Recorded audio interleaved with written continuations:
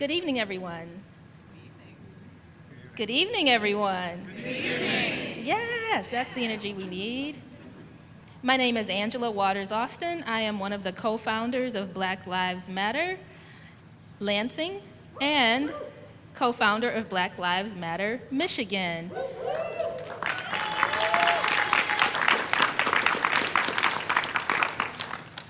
We are the creators of the Election 20XX campaign, which is designed to do one thing, to build Black political power. We want to make sure that our voices and our issues are on the table for all candidates for every election. So Election 20XX is really about building young Black political power. We desire to create a space where more and more young Black people are stepping into positions of leadership. Not just necessarily running for elected office, but serving on boards, actually leading their block clubs. Everywhere that systems and institutions touch and affect their lives, we believe that there needs to be better representation. So tonight, I have the pleasure of introducing one of our young Black Lives Matter leaders, Ashley James, who will be your moderator for tonight.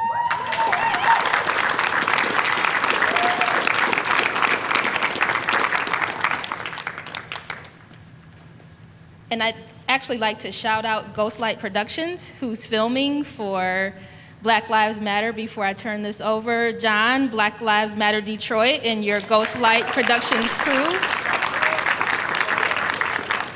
Thank you so much, and we hope that you make us look really, really good.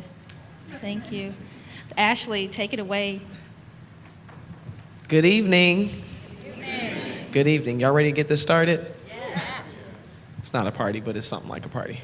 Okay, we'll call up our 67th District and 23rd State candidates. You can please come up as you're called. Max Donovan.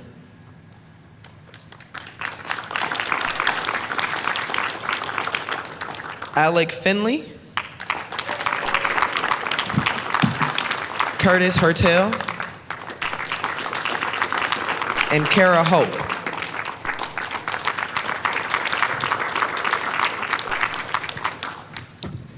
Each of you will get a 60-second introduction.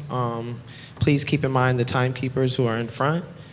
Just respect each other's time. So each of you get a 60-second introduction starting from this end all the way down, and then we'll get into the first question. Yep. Hi, everybody. My name is Max Donovan. I'm really looking forward to getting to know you guys tonight. I think I'm going to say a lot of things you guys are going to like to hear. And I think that's because if you look into my background, more than anyone else at this table, you're going to find a lot of things that look familiar. See, I grew up in a neighborhood not too much unlike this one. I grew up poor. I grew up disabled. I helped my family fill out the forms that got us the aid that kept me fed and clothed and housed. I'm running to represent you because I'm the only one with an experience that's actually representative of you.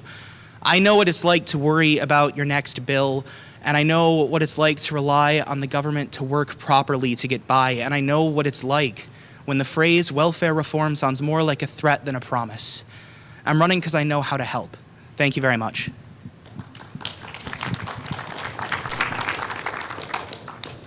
Good evening. My name is Alec Finley. I'm running as a Democrat to be your next state representative from the 67th District.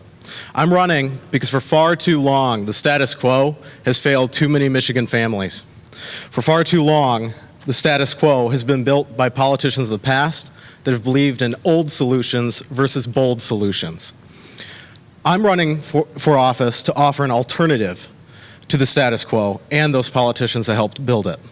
I firmly believe that it's time that leaders in Lansing prioritize people over profits. That's why my campaign is committed to working on bold solutions versus old solutions to fix Michigan's many problems. Michigan can be a prosperous community for all, again, but only if our elected leaders embrace bold versus old solutions. I intend to embrace that bold philosophy as your next state representative.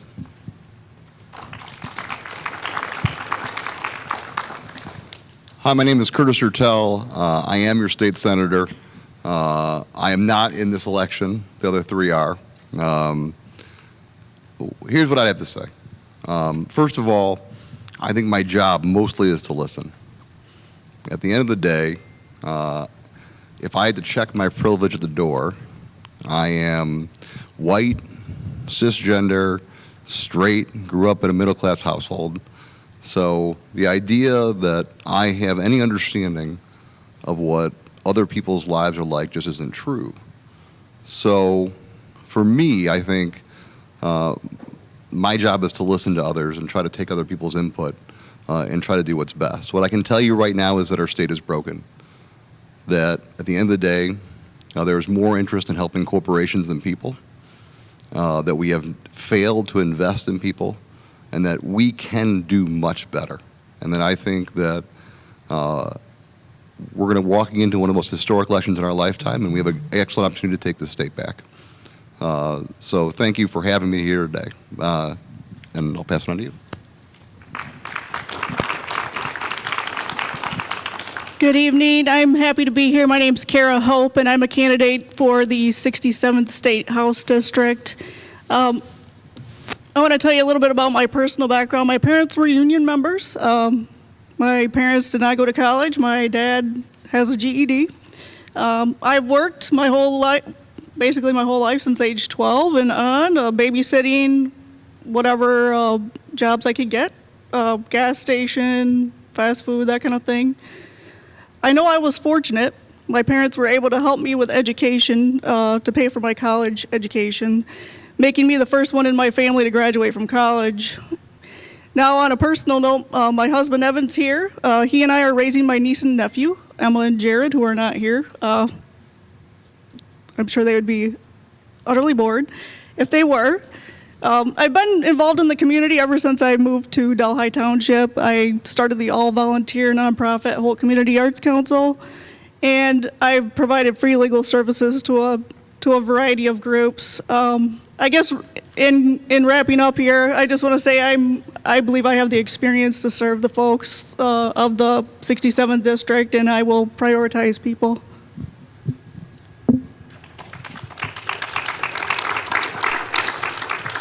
Okay, we can start on that end with the first question. You have 90 seconds to answer each question. So we'll start with the first question, and then you can pass the mic back down this way. Yeah. So the first question is, what is your view on the Blue Lives Matter bills that have been moving at the state and federal levels? Blue Lives Matters. Could you tell me what that is exactly? The Blue Lives Matter bill? Mm-hmm. Pertaining to...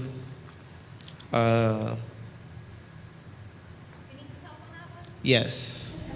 The Blue Lives Matter bills are actually moving across the country, and it is adding protections and penalties for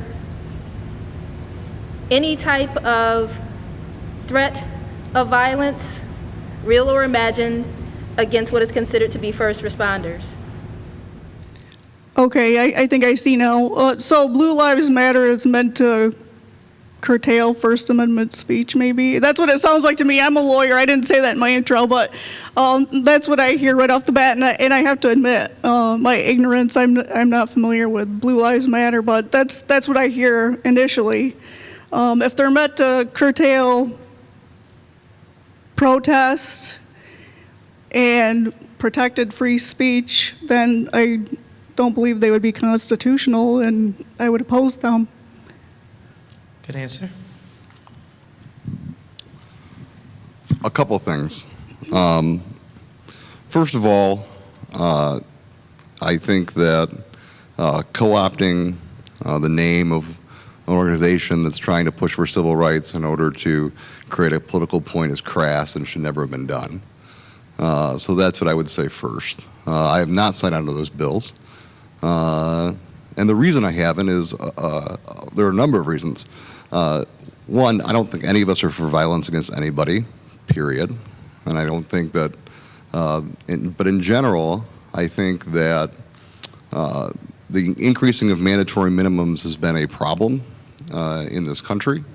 It has led to over-incarceration and a military, a prison to school pipeline that is not benefiting our communities or our young people. And so I don't believe that we need to keep increasing or making up new crimes in order to punish people. So that is not my answer.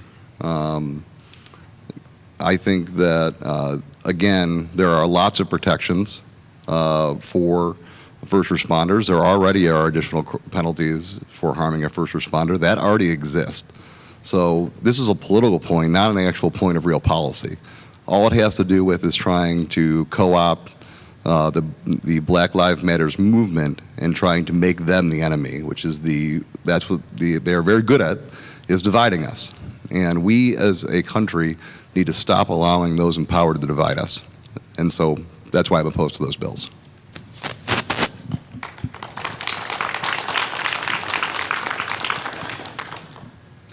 So Blue Lives Matter bills that are circulating throughout our nation and states, they are a continuation of systematic policies of the past that disproportionately affect people of color.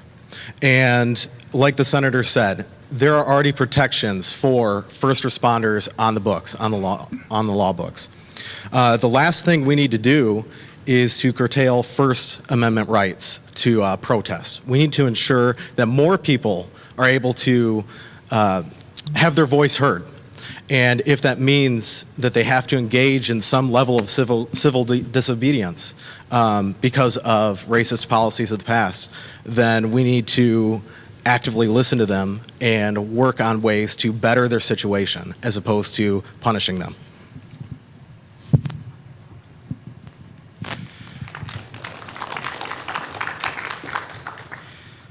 Blue Lives Matter laws and tactics and sentiments are redundant at best. They're actively hostile to communities of color and other minority disadvantaged groups at the very worst. When a person chooses to be a police officer, they make a choice, and they know they're going to put their lives on the line. They know they're going to see people at their worst. Sure, there's no denying that they have a hard and dangerous job, but there's no changing that violence is the language of the unheard. And if we want to protect our first responders, if we want to protect our police, we should make a point of making the policy changes that will make sure people feel heard to begin with. That's how we protect our police. That's how we create trust in our communities again. We have to recognize that there have been problems that we caused. We need to start listening to the people who have been disenfranchised and ignored for far too long. And we need to give them a seat at the table. That's how we fix these problems. And we'll start with you, Max, for the next question.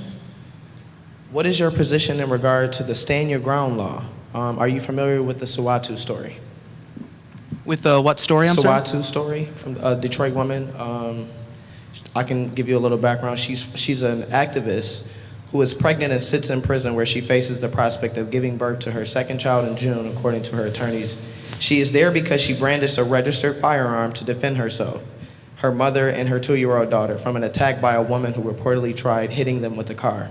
Michigan's Stand Your Ground law covers those acting in self-defense, but Detroit police prosecutors and juries say she acted as the aggressor. That led to felonious assault and felony firearm convictions, that later of which carries a mandatory sentence of 2 years. So the question is, what is your position in regard to the Stand Your Ground law in comparison to the Suwatu story? So Stand Your Ground started well-intentioned, I think. I think everyone agrees that the ability to defend yourself in your own home or your own person is something that we all deserve. That said, in practice, it has become stand your white ground. It has been enforced unilaterally, and it has been used as a tool of violence, disenfranchisement, and hostility towards, again, those same communities I mentioned before. Stand Your Ground law could have worked in a society that was already perfect, but our society is not. And as a result of that, we need to repeal it anywhere where it exists. We can make smarter self-defense laws, and we can do it without giving disproportionate power to people who are already empowered.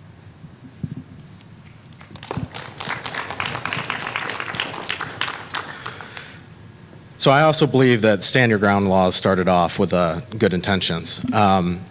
But I'm also of the belief that we need to ask questions first and shoot later. And that stand your ground laws have disproportionately affected people of color, and there's a double standard throughout our nation, as we've seen story in story over and over again, where white people invoke stand your ground as a defense and kill innocent folks. And then, like the SWATA story that was mentioned, people of color invoke the same defenses, and they end up in prison. And that double standard cannot last. It's really too bad and needs to be fixed. So no, I do not support stand your ground laws, and I think that we need to look towards better ways at regulating self-defense.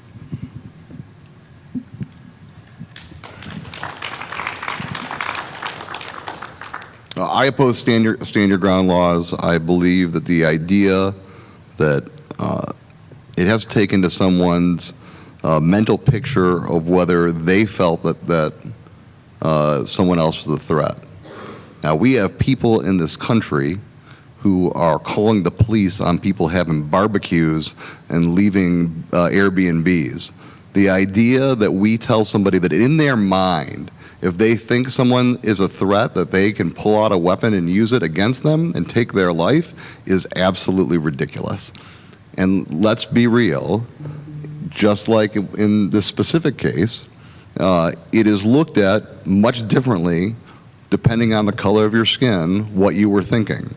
When you have a justice system that is unfair and is based largely not only on race but also on class and is uneven, the idea that you have a special protection for the thoughts that are in your head and that allows you to commit a crime against someone else is wrong. It will always be wrong, and stand your ground laws will never work. And I want to remind everybody that stand your ground laws also were the excuse to kill Trayvon Martin. So there are in plenty of cases where they have worked in the opposite direction because someone looked a certain way, that someone was scared. It's wrong. We cannot allow that to be the law of the land.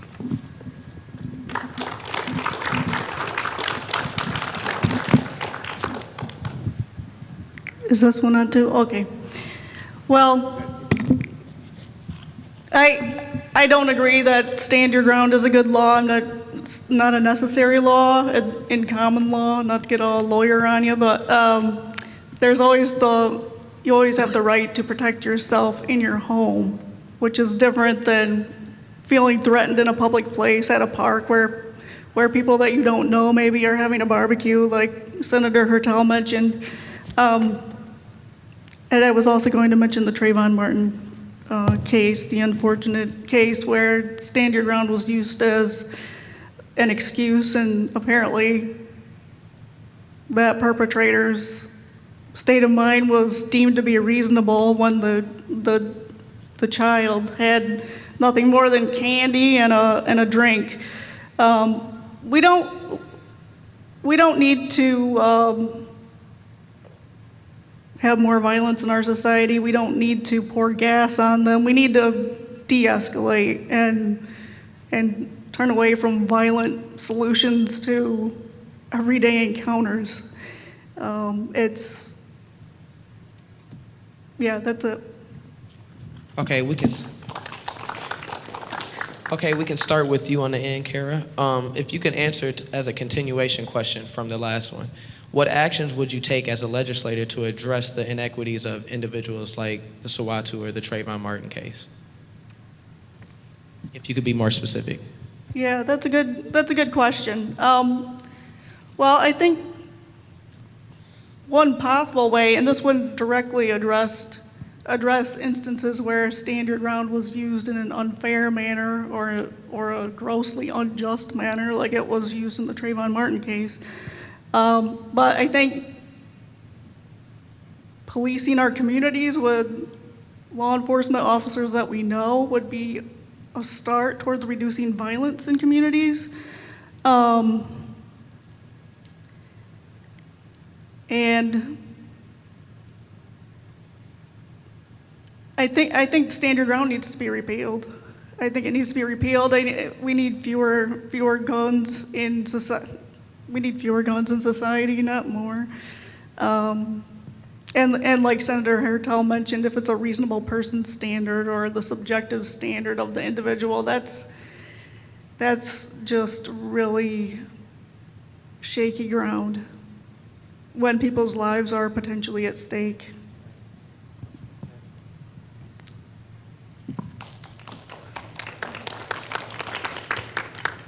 So I serve in the superminority in the state Senate. There are only 10 Democrats out of 39 seats. Now I hope that changes this next election.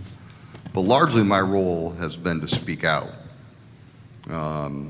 We are living in, I believe, very dangerous times in this country where you have a president who stands up and calls people marching down the street with tiki torches and Nazi flags and the Confederate flags, and calls them some fine people, and calls African American football players who are kneeling sons of bitches.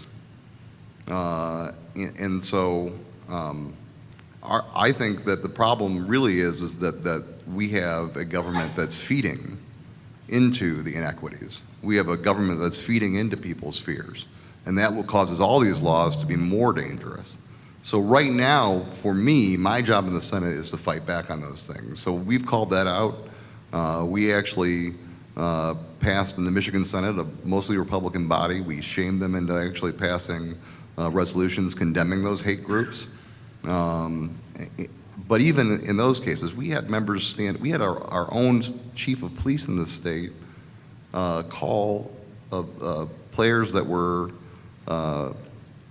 kneeling degenerates, and that's the chief of police. That's the head of the state police that said that, and still has not paid any real price. So my job is to stand up and fight back and to actually say this is wrong and to try to fight against these inequities.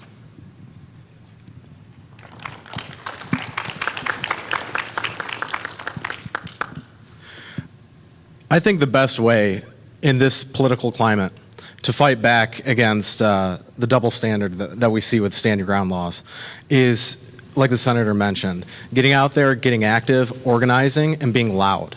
I've had the great privilege over the past couple of years of working with numerous organizations and campaigns, and I pride myself on my community organizing talent and abilities. And I think the best way to go about this in a Republican majority state, as of right now, and I do hope that changes, the best way to do it is just organize with groups like Black Lives Matter and other civil rights groups, ensuring that when a situation like that occurs, we get out there in force and that we get our voices heard, and hopefully we get enough supporters out there so we can actually change the political climate so something like that never happens again.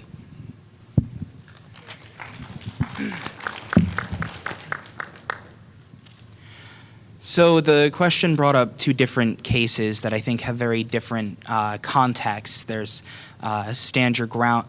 They both deal with stand your ground, but one deals with a person of color as the victim and the other as the alleged offender.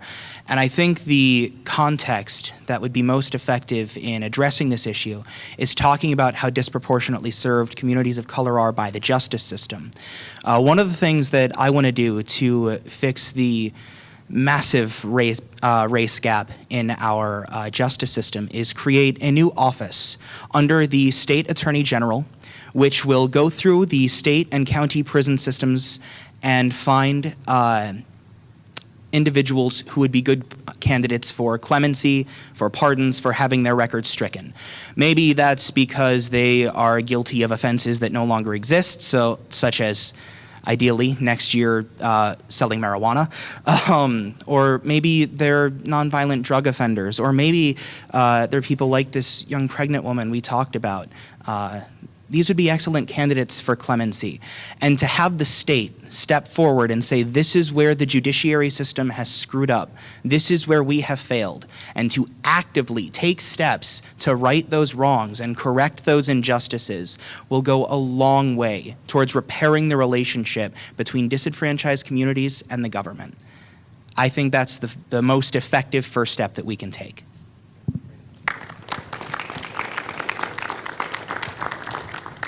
Okay, final question. We can start here with you, Max. If elected, how could you best support the goals of Election 20XX 68th District? I assume you mean the 67th.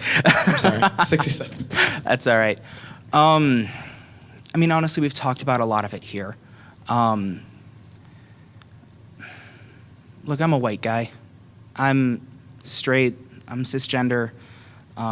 And while I grew up poor and disabled, I've always had a roof over my head. I'm not going to claim to be able to speak for you at every turn. I have privilege that will always influence my views. But the one pledge that I will take as a candidate is that I will always consider how the policies before me will affect communities like this one. Whether we're talking about criminal justice, the disparities in our business, in our industry, whether we're talking about the disparities between disciplines in our classrooms for black students versus white students, and how that affects our outcomes. What I pledge is to be aware of the differences and to listen to you when you tell me there's a difference that I hadn't heard of before, because I know I have a lot to learn. And when policy comes before me, your communities will be the first one that I think of. Thank you. I hope you aren't counting on me to repeat that whole minute. Yes, yeah. I can be very loud if I need to.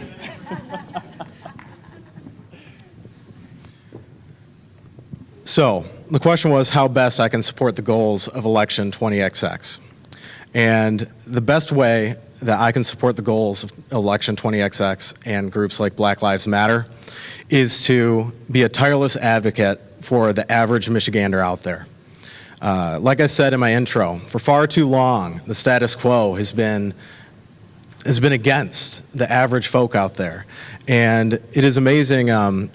It's a great experience being a candidate. And but one of the things that comes with being a candidate, and especially a lesser known candidate, is some of those in power, actually quite a few, locally too, they do not allow or they refuse to meet with you on a number of different occasions. And if elected, that will not be a policy of mine. I will always have a seat for any of you at the table. Anyone with any concern, whether I agree with it or not, will be have their voices heard in my office. Apologies about that. So I am the advocate for the average Michigander in the race for the 67th District.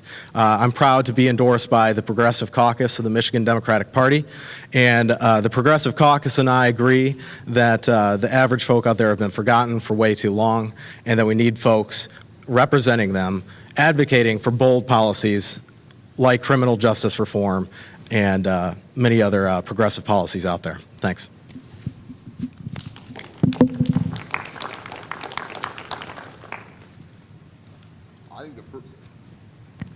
I believe that the first step to being a quality advocate is to listen. That's why in my office, it may drive my staff a little crazy sometimes, but we insist that every meeting is with me. When constituents call in, they don't want to meet with staff, they want to meet with their actual senator. When people call me and disagree with me about a vote, I call them up personally and we have that conversation, because that's how you actually listen to people. At the end of the day, whether you agree with me or not, you're my bosses. So it's my job to do that. So I'm not gonna sit up here and tell you that I'm gonna understand all your issues all the time or that I'm gonna be an expert at them. What I will tell you is that my door will always be open, and I think I have a record of fighting for issues that we mutually agree with. And if there are ways that I can be a better advocate, I want you to call my office and I want you to come in and I want you to tell me what those solutions are. Because at the end of the day, I'm not always going to be perfect. My job is not to be perfect. My job is to listen and try to be better. So that's what I'm going to do. And hopefully we'll get to sit down soon. And if there are ways that I can be a better advocate, I want to hear them.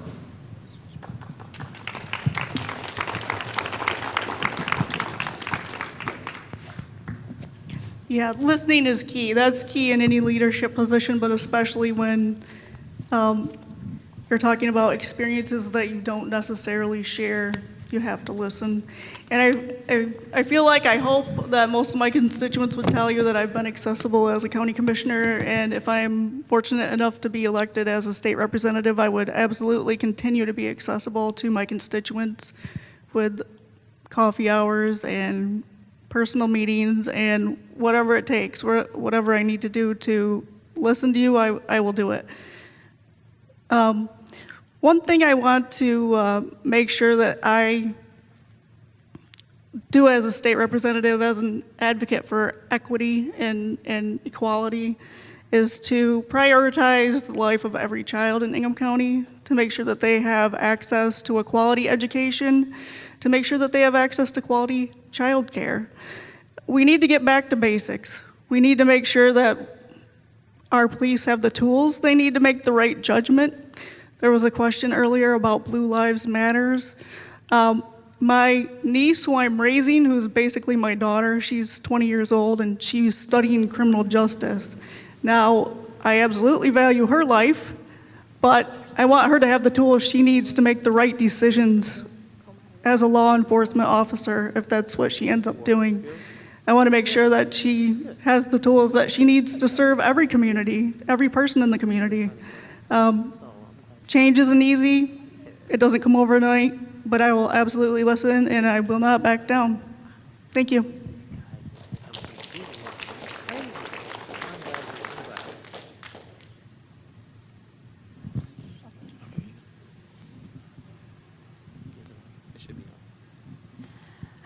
Thank you, candidates.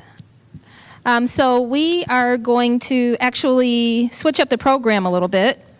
So we are going to actually invite questions, your questions at this time. Hopefully you've been giving some thought to what you've heard and prepared some questions for the candidates.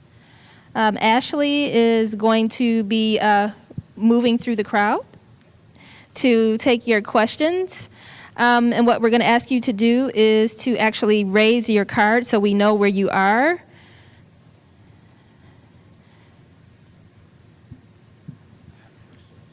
Yep. Okay. So we have one here. I'm going to turn the mic back over to Ashley here. Yes. Where are we at? Where's the question? Where's the hand at? Right there? Okay. You want me to ask it or you want to ask it? Okay.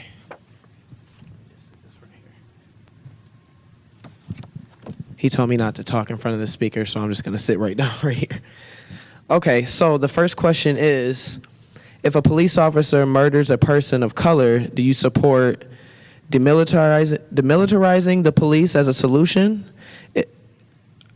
If so, if the rest of Michigan state legislators oppose the idea, how do you advocate for the position to convince others that may be hostile to the piece of legislation?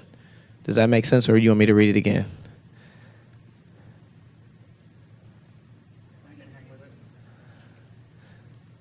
What was that? Read it again? Okay. If a police officer murders a person of color, do you support demilitarizing the police as a solution? We'll just stop at that first part. And you can start right there, Max. I oppose demilitarizing the police, whether a person of color is murdered or not. Let's start with that. I'd also like to, we did start with the premise of murdering a person of color, and I'd like to expand on that a little bit. I think one of the biggest problems with the violence faced by communities of color right now is that when an official commits an act of brutality, whether that's murder, assault, or whatever, district attorneys and prosecuting attorneys have to decide whether or not they're going to compromise their relationship with the local police force in order to investigate and bring that officer to trial. So what I'd like to do is fudge with the jurisdictions of our courts a little bit so that if an act of brutality occurs, those claims get examined by the prosecutors of neighboring counties. That way we never have to worry about these conflicts of interest, and people can make sure that a neutral arbiter is looking over their case so they can have a fair day in court. So I grew up in a service-oriented family, and I spent a lot of my early days in Boy Scouts and then in Army ROTC and Junior Army ROTC in high school and college. And my experiences in those groups showed me that any interaction or experience with military-grade weapons comes with a great responsibility. I've shot numerous military-grade weapons, but always under the vigilant supervision of my superiors. And so I definitely agree that we need to demilitarize the police. Military-grade weapons have a place, and that's in the military. And the military really should be the only organization out there that uses those kind of weapons. And coming from personal experience, I would have to agree with that.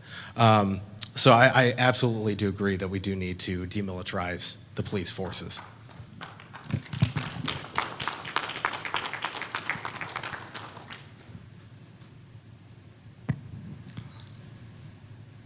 I think the question kind of is in two parts because I don't think they're necessarily related. Well, I'm not saying they're disrelated, but they're certainly two different questions. First of all, if a police officer murders a black person or anybody, they should be convicted, right? I mean, that's just if someone commits murder, they should be prosecuted, convicted, and they should go to jail, and that is a different question than I think the rest of it. So, first question, they should be convicted and go to jail. I do not believe that the extreme militarization of police has been good. I think that there's been too much. I think after 9/11, there was a lot of grants that were available to people, and people bought things that weren't necessarily needed, and oftentimes was quite frankly, a waste of tax dollars that could have been spent in better places, and ended up with, I think, overutilization of some types of force. But so no, I do not support those two things. But I think that they're somewhat disrelated questions. But I think those are both my answers. Thank you.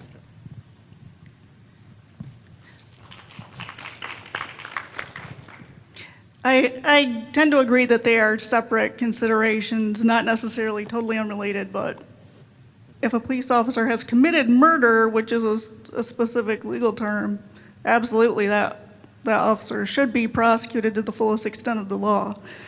As far as militarization goes, I think that we're actually getting into a little bit of federal territory, which as state legislators, we don't directly impact, but it goes to the issue of too much money being spent on defense, and our Congress people being too beholden to producers of weapons. I think that's a big part of it. Why do we have so many surplus military weapons? On the other side of that, as a county commissioner, I can tell you that locally, we don't need weapons of war. I can't tell you specifically what we have at Ingham County. I do know that we've benefited in some ways. For instance, we have exercise equipment that the jail inmates use.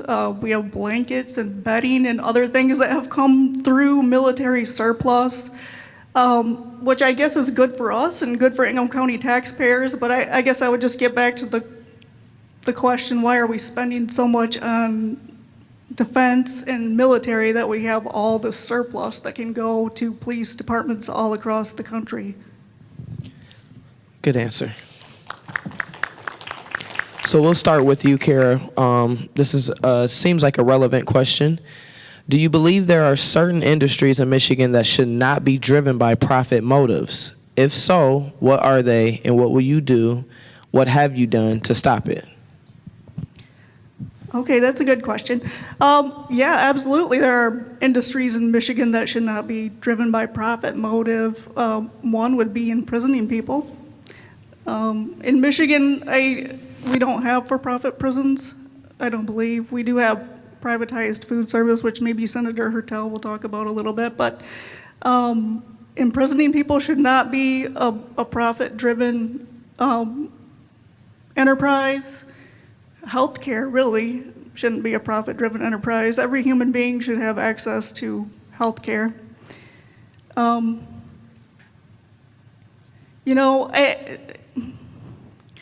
This one's a little trickier, but I think education should be freely accessible. That doesn't mean that there wouldn't be any private colleges or universities or whatever, or have private school as an option if that's what you want, but there should definitely be free, quality public education available to everybody, every child, every student who wants it, who needs it, regardless of where they live, their race, their gender, their religion, sexual orientation, whatever. So those would be my top three.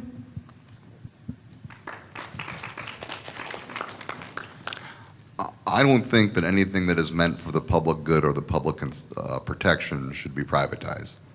I think that what we have seen in this state is an attempt to privatize all aspects of government to the point where they no longer serve the public good. You look at what we did in the city of Detroit, which was destroy the public schools there so that charter schools could get a foothold to make more profit off of kids.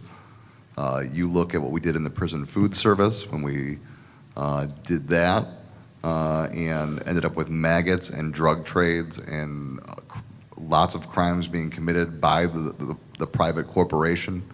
You look at our veterans' homes in Grand Rapids, where we hired a private company to do it, and they left those that serve this country to sit in their own feces and left them in terrible, terrible conditions. There are some things that are too important to leave up to profits.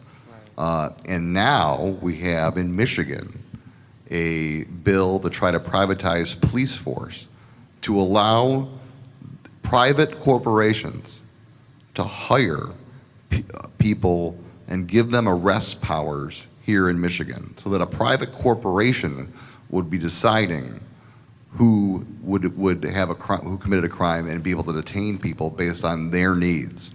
That is wrong, and every evidence of where corporations have tried to do the public good in Michigan is evidence of why that will not work for people, period.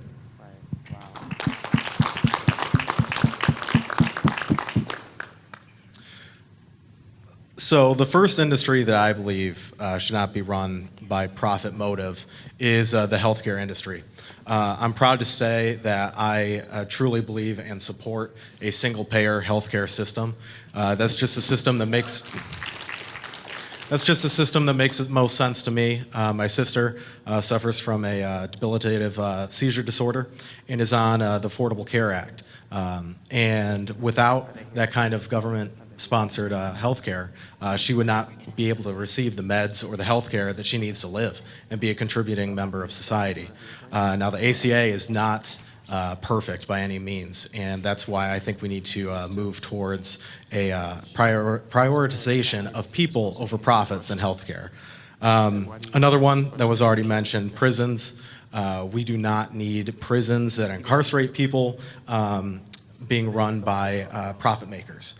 They need to ensure that their convicts are being treated equally and fairly and given good living conditions. Schools are another one. I think that good public education needs to be available to all, and well-funded public education. I do see private education being out there as a possibility, but that by no means should become the main basis of Michigan's education.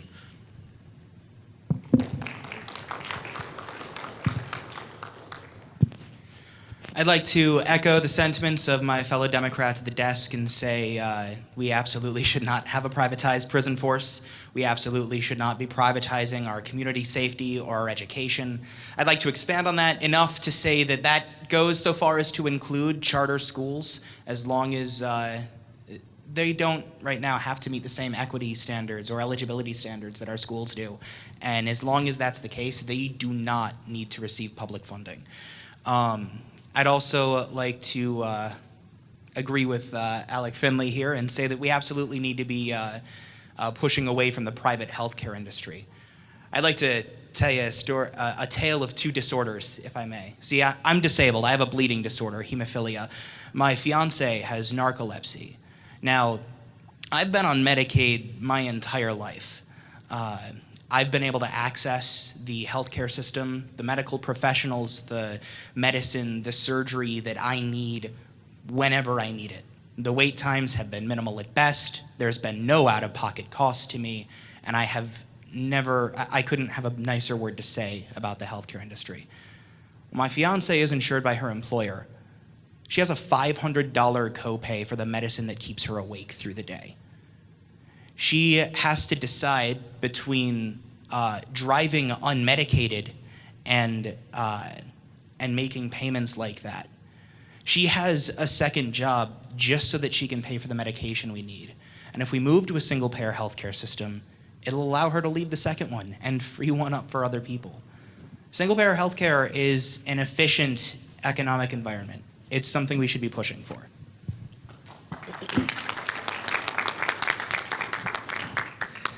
Okay, Alec, this question was directed towards you specifically. Why did you not answer the questions in the candidate guide?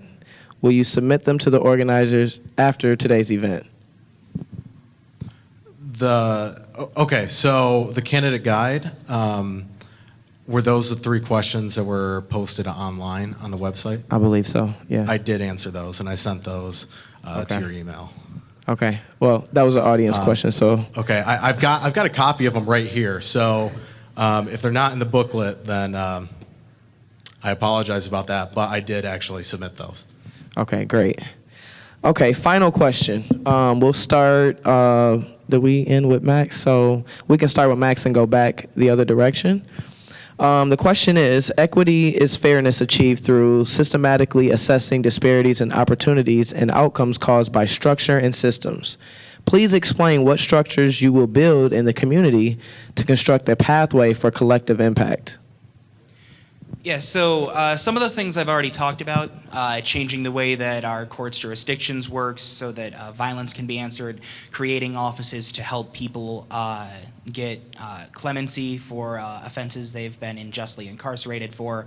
But I'd like to go a little bit further. The questionnaire that I filled out and sent in asked about food shortages in areas like this. And I want to talk about a neighborhood in our district that I had the great pleasure of canvassing recently. It's right up the road, in fact, Fabulous Acres. This is a group of people who came together and realized they had a need in their neighborhood. There are drug houses there, there's violence there, and they've come together to form a neighborhood watch. They realized that they don't have a grocery store within 2 or 3 miles of them. So they created 3 different community gardens in their neighborhood using people's backyards. They didn't have a safe place for their kids to go. So they pooled funds, bought a house in the neighborhood, and made it into a community center. Wouldn't it be great if the state government allowed communities to do things like this? The first plank of my platform is to restore funding to communities and local governments, neighborhoods, townships, cities, counties, villages, etc. In 2002, we were 50th out of 50 in the funding that we give to them. And since then, we've been the only state in the union to cut funding to these local communities. Now look at our school districts. Look at Flint and Detroit and these places where we've had to remove democratically elected officials because they're in financial crises. We're manufacturing crises, and it's one of the only things we manufacture anymore. We need to change that. And as your rep, that's what I'm going to try and do. Could you repeat the question? Yes, sir. says equity is fairness achieved through systematically assessing disparities and opportunities and outcomes caused by a structure and systems. Please explain what structures you will build in the community to construct a pathway for collective impact. Sure. Okay, so one of the main points of my campaign's platform is creating a statewide service organization. Like I mentioned, I grew up in a service-oriented family. I spent a lot of my years in Boy Scouts and Army ROTC. And through my experiences with those, it taught me that community service is a very valuable thing to have and a very valuable thing that teaches you how to be the best citizen you can be. And so if elected, I want to move towards creating a program akin to AmeriCorps. But the difference between AmeriCorps and my kind of program would be you would not be shipped off to different cities to work. You'd be working in your own community, your local community, doing community service projects, bettering your community, ensuring that people are beautifying your locality, and in reward for your service, you'd earn a $15 minimum wage, college tuition assistance, or loan forgiveness. So that is one program that I would really like to strive for and work for if elected.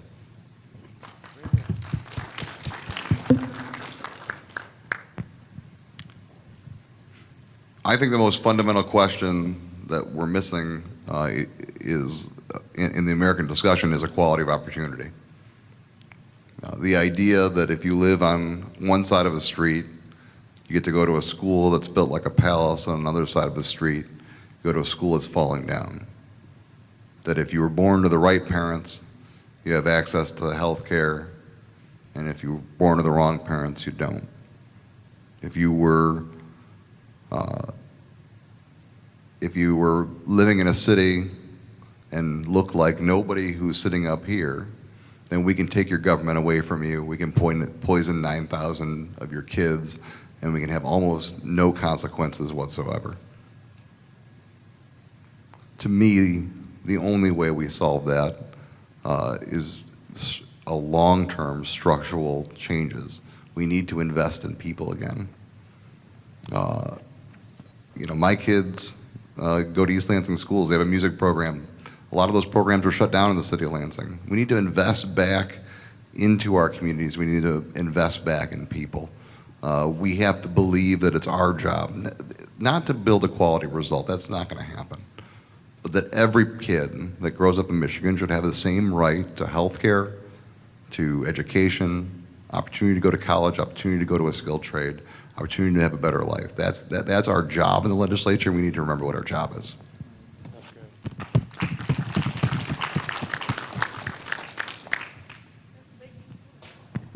That's a big question, and I have a lot of ideas on that. But to keep it simple, I guess, and to echo what many of these gentlemen have said up here, we need to reinvest in our people. We've really failed a lot of Michiganders over the last decades, and I think one way to return equity or to build equity is a fairer taxation system. Return some of those tax dollars to the local communities, like Mr. Donovan mentioned, for public safety, parks, the things that make a community a good place to live. I think a lot of times the best ideas come from the communities themselves. They come from the grassroots up. Thank you. Yeah, so, and then education, I think, is always key. And I think education needs to be thought of more broadly. So not just K through 12, but preschool and childcare, which is a huge expense for working families. Some families in Michigan pay as much as a quarter of their income in childcare. That changes your life. That's life-changing. That's a life-changing expense. If we had free quality childcare, quality being the key word there, I think it could change a lot of lives and maybe get to the place, like Senator Hertel said, where every child starts on more even playing field and can reach his or her potential.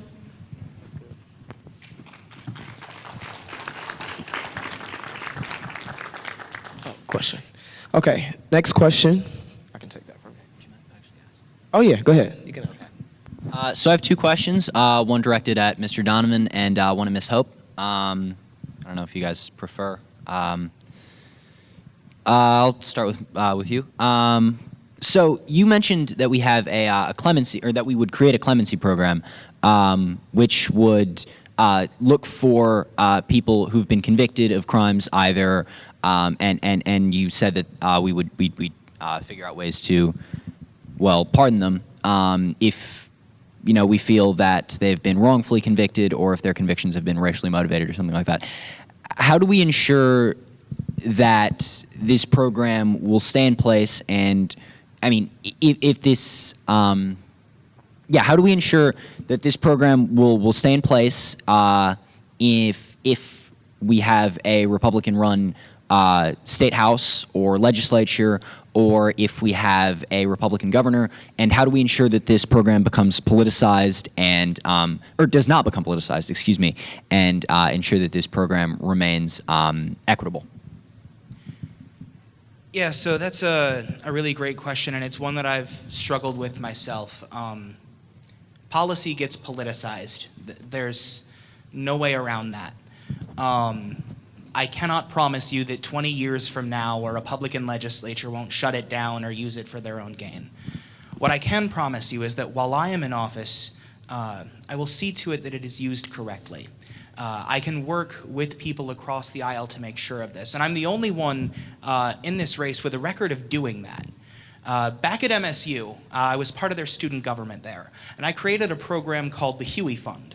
It's $12,000 we set aside for the Sexual Assault Counseling Office, so that if a victim of assault was dealing with a cost associated with it, counselors could cover it, because no one should have to deal with those costs alone, and now they don't have to. The Finance Committee had a majority of Republicans. They were against spending thousands of dollars. They were against creating a new program. They ran a PR campaign against it. They went so far as to call it a rape rebate. With 8 Republicans opposed to it and no hope of passing, I sat down with them the night before the vote. I talked with them for a little over an hour. The next day, the vote came in. 6 of the 8 Republicans voted in support of it, and that policy stands funded today. I can't tell you what it'll look like. Thank you. I can't tell you what this office will look like after I've been term limited out of the legislature. But I can tell you that while I'm there, the people who are appointed, the office itself, the design and structure of it will be well made, well intentioned, and well executed.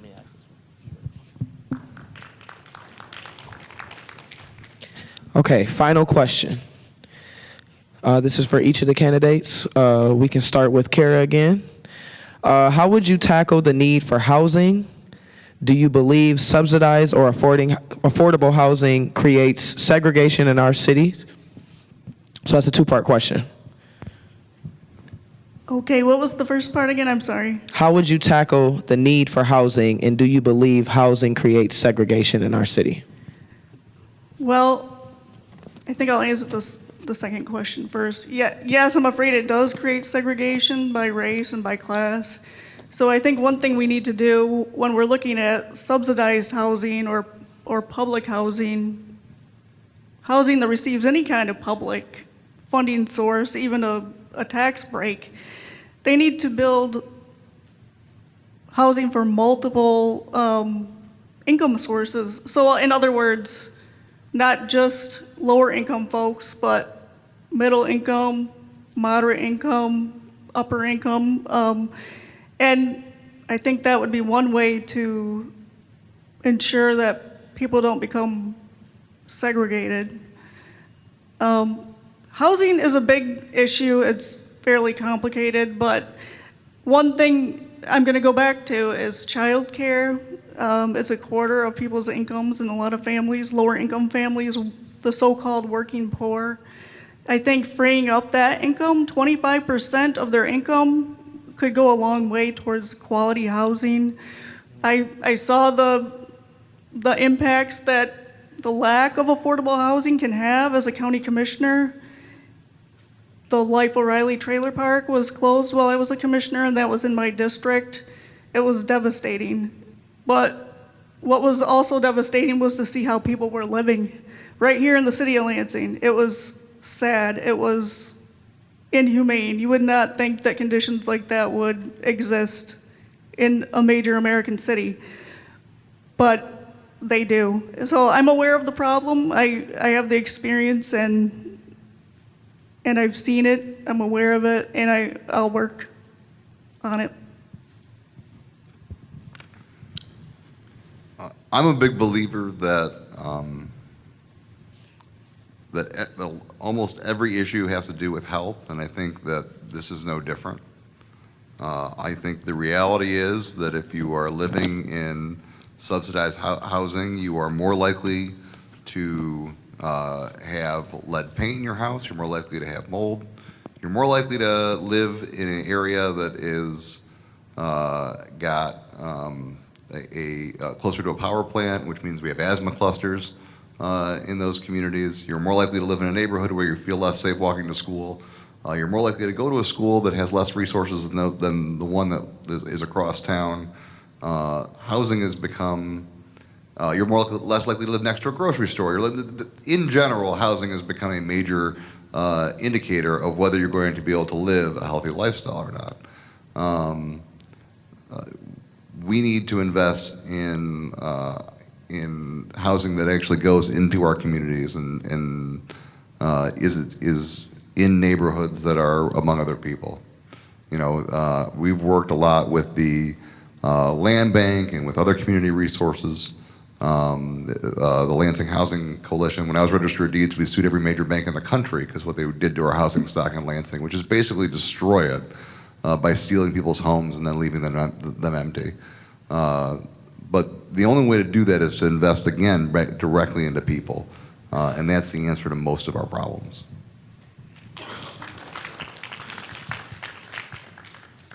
So like the senator mentioned, Michigan really needs to prioritize investing in people. And I'm in favor, like I mentioned, single-payer health care. I'm also in favor of a $15 minimum wage. And those big, bold policies, if enacted, or even if we don't get to the fulfillment of that goal, we can get somewhere. We can make progress. Progress on those goals will go a long way to providing folks with more money in their pockets, and that goes, and that will allow them to purchase better homes. And in terms of affordable housing projects, we need to ensure that our housing projects aren't entirely just for the upper class, the wealthiest among us. We need to ensure, like the commissioner said, that the housing available is catered to multiple income brackets, so we are not segregating different parts of our communities into lower, middle, or higher income areas.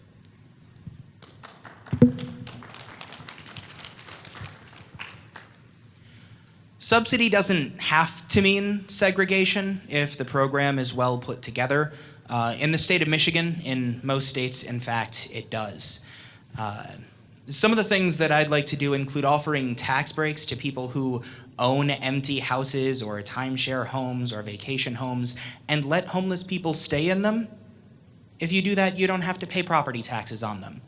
Save some people money, give some people homes, kill a few birds with only one stone. I think one of the biggest issues with housing, though, is that we don't just see income inequality between the privileged and the underprivileged. We have a massive disparity in wealth as well. And the reason that people aren't buying houses, apart from discrimination in lending, is that people have too much debt now to finance a home. And what I'd like to do is offer solutions to debt, especially for people of color who teach in Michigan for 10 years. Teach in Michigan for 10 years, we'll forgive your student loan debt. We have schools all over the state.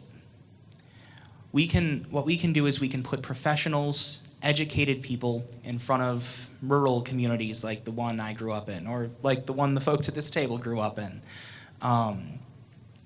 and give a different example. We can also offer solutions for segregation while working against wealth disparities. Thank you. Okay, round of applause for all of our candidates right now.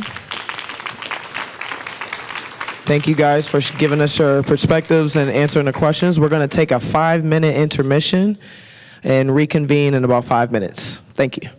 I want to introduce you to a wonderful young woman who is working with Black Lives Matter Michigan and Michigan Voice on a project that we are doing with the Black Census Project, which is collecting data from over 200,000 Black folks across the country.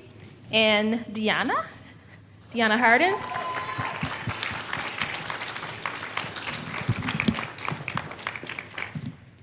So tell us a little bit about the Black Census Project and the work that you're doing, please. Hi, everyone. So the Black Census Project is basically giving African Americans and people of African descent a chance to share their experiences, share how their life has been as an American in this country, and also allowing them to identify what struggles they have and allow us to collect that data and see what is common along age ranges, along neighborhoods, and economic status. And so it allows us to collect information that can be used to build platforms that uplift their voices in a unified manner. Awesome. Thank you. Deanna also has applications for absentee ballots and voter registration forms that were left by our city clerk, Chris Swope, who was here. I don't think he's still here. So you can get more information about the Black Census Project and pick up forms on your way out. Thank you so much, Deanna. All right, so we're going to turn it back over to Ashley.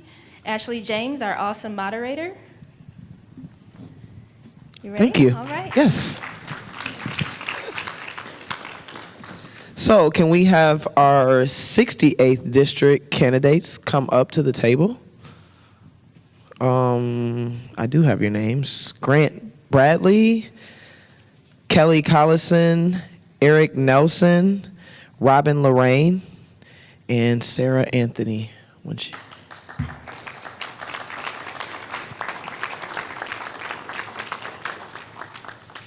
So we'll do introductions. We'll start on this end right here, and then there's a mic on that side as well for you at that table. We'll start with a 60-second introduction from each of you. Please keep our timekeeper in your eyesight to be considerate of others. So we'll start right here on the end with you, Eric. Good evening. I am Eric Nelson, running as a Democratic candidate for the 68th House District. I am born and raised in Lansing, Michigan. I was a student at Luton Elementary School under Denny Semara, then Dwight Rich Middle School under Cordell Henderson, then Sexton High School, J-Dubs. I then went to Michigan State, then Cooley Law School. I also was a teacher, and I like to emphasize that I was a substitute teacher for 12 years in Lansing School District.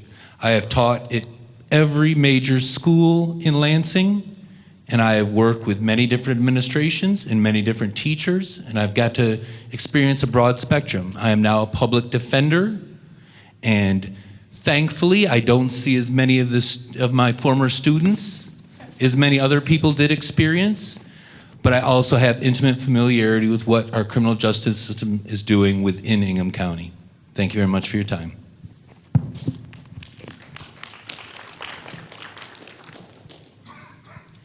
My name is Grant Bradley, and I'm, again, one of the many Democrats running for the 68th State House seat.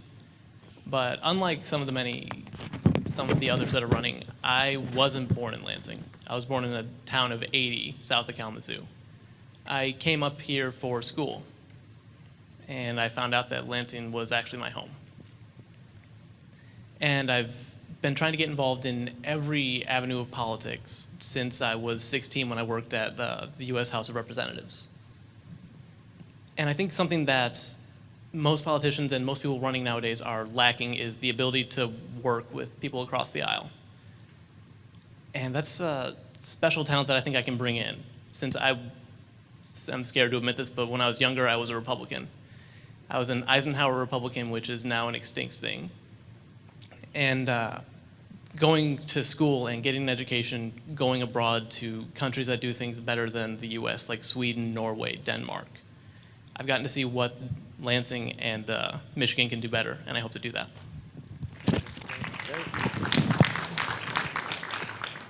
Good evening, everyone, and thank you to everyone who put together Election 20XX's forum tonight.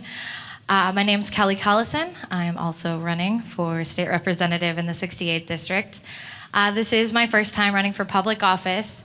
I'm not an incumbent. I'm not a groomed, traditionally experienced politician, but I do have experience raising a 10-year-old daughter as a single mother. I do have experience living paycheck to paycheck. I have experience having to make that decision between keeping the light on or having to pay rent. I do have experience finding housing and making that hard decision between getting out of an abusive relationship or being homeless. I have experience fighting for the working class and poor in the streets, working on campaigns in the State House building and down at City Hall. I'm running to be your next state representative because I believe we deserve a representative who can't be bought, isn't climbing a ladder, and is ready to serve the people of Lansing and only be beholden to you.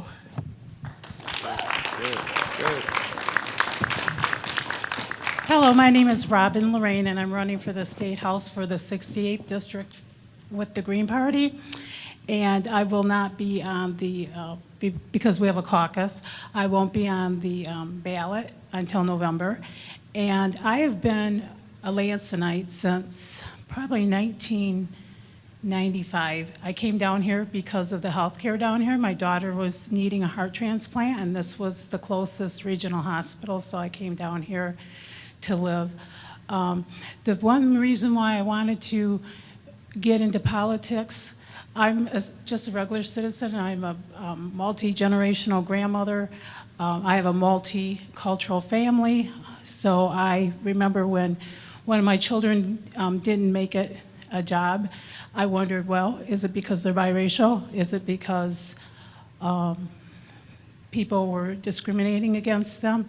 So I cannot say that I know what it's like to be a person of color, but I know what it's like to be a mother of people of color, and it's not a real easy road to go.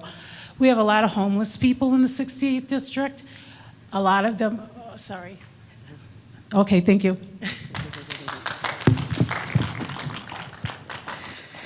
Good evening. My name is Sarah Anthony. I'm also a candidate for state representative on the Democratic ticket. For those of you who may not know where the 68th district is, it's the majority of Lansing and also Lansing Township. I am running for office because I believe I am called to do one thing, and that's serve Lansing. I was born and raised here. I'm proud of my lineage here, graduating from Everett High School in 2002. And after I graduated from college, I immediately returned to Lansing because I wanted to serve. I've been serving, making sure that Democrats are elected into local, state, and even federal office. I've been serving my community as a community organizer, as well as an elected official. In 2012, the voters of Lansing decided that I was qualified to serve, and for the last 6 years, I've been serving as a county commissioner representing the area that I grew up in, which is the south side of Lansing. Many folks have said, you have the credentials, you have the heart, and you have the experience to serve Lansing, and that my story really mirrors that of many other folks in the 68th district. So I look forward to the debate. I look forward to working with folks in this room to make sure that Lansing has a strong progressive voice in the House of Representatives. Thank you. Okay, we're going to start with our first question. You have 90 seconds to respond to the question. This first question will be directly to you three, and then we'll start another question on this end with you, Sarah. I'll repeat it. So first question is, we'll start with Eric. What would you do to ensure we have the resources, if needs, for children that are separated from their families and are placed in Michigan?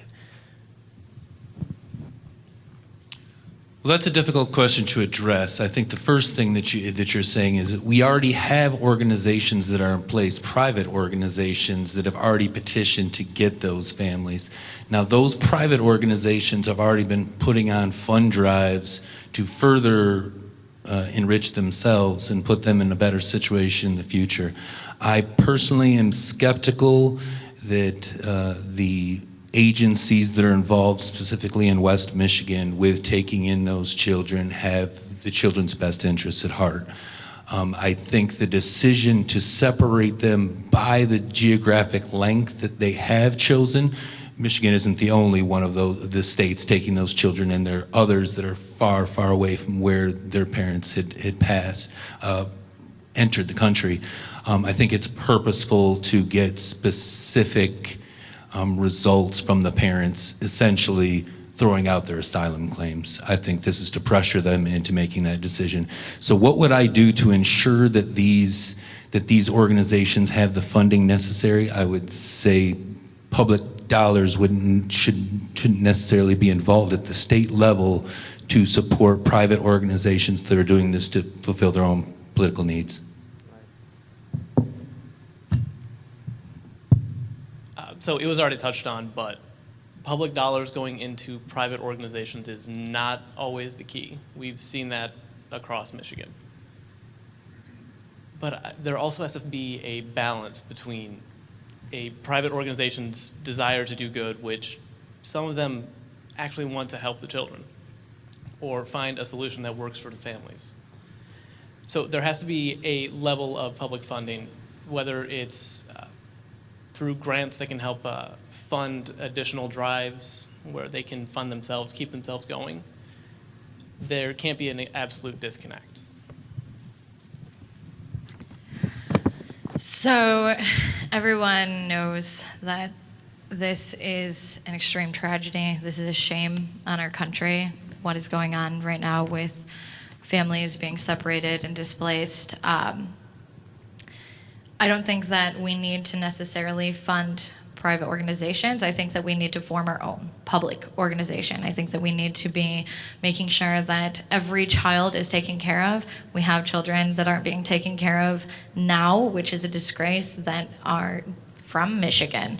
But we need to be making sure that these families and these children that are coming here have the love and care that they need. And I think that with the surplus of money that we have right now for our rainy day fund, it's a rainy day. It's a bloody day right now, honestly. And we need to make sure that these kids are taken care of and that we give that funding, start our own public organization to make sure that those kids are taken care of if this is how our country is going to operate.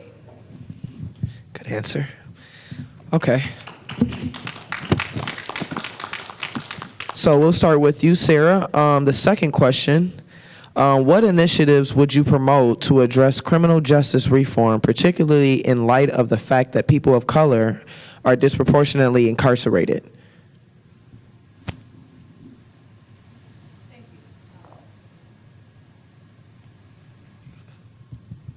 Thank you. This is something that I am very passionate about. For the last 6 years as a county commissioner, it's been one of my priorities to not just address criminal justice at the county level from an all lives matter lens, but from an equity lens, because we know that folks like me and folks from my community disproportionately are impacted by a broken criminal justice system. I can say that Ingham County has had several progressive policies that I have either promoted or uplifted, and I would continue to do that at the state level. We know that we need to have police forces that are more reflective of the communities that they serve. We know that such things as policies like the broken windows policies, things that disproportionately create an environment that is not conducive for trust in between people of color, communities of color, as well as with law enforcement. We know that there's so many things that need to take place. We need to be looking at how law enforcement approaches urban communities and making sure that they are, again, having training, having an equity lens when they are addressing these types of communities. community. So I think it revolves around having organizations like this one being at the table, looking at these policies and making sure that they're informed by the people that are disproportionately impacted by the policies. So making sure that all of our folks, including myself, are using an equity lens when approaching law enforcement and the criminal justice system.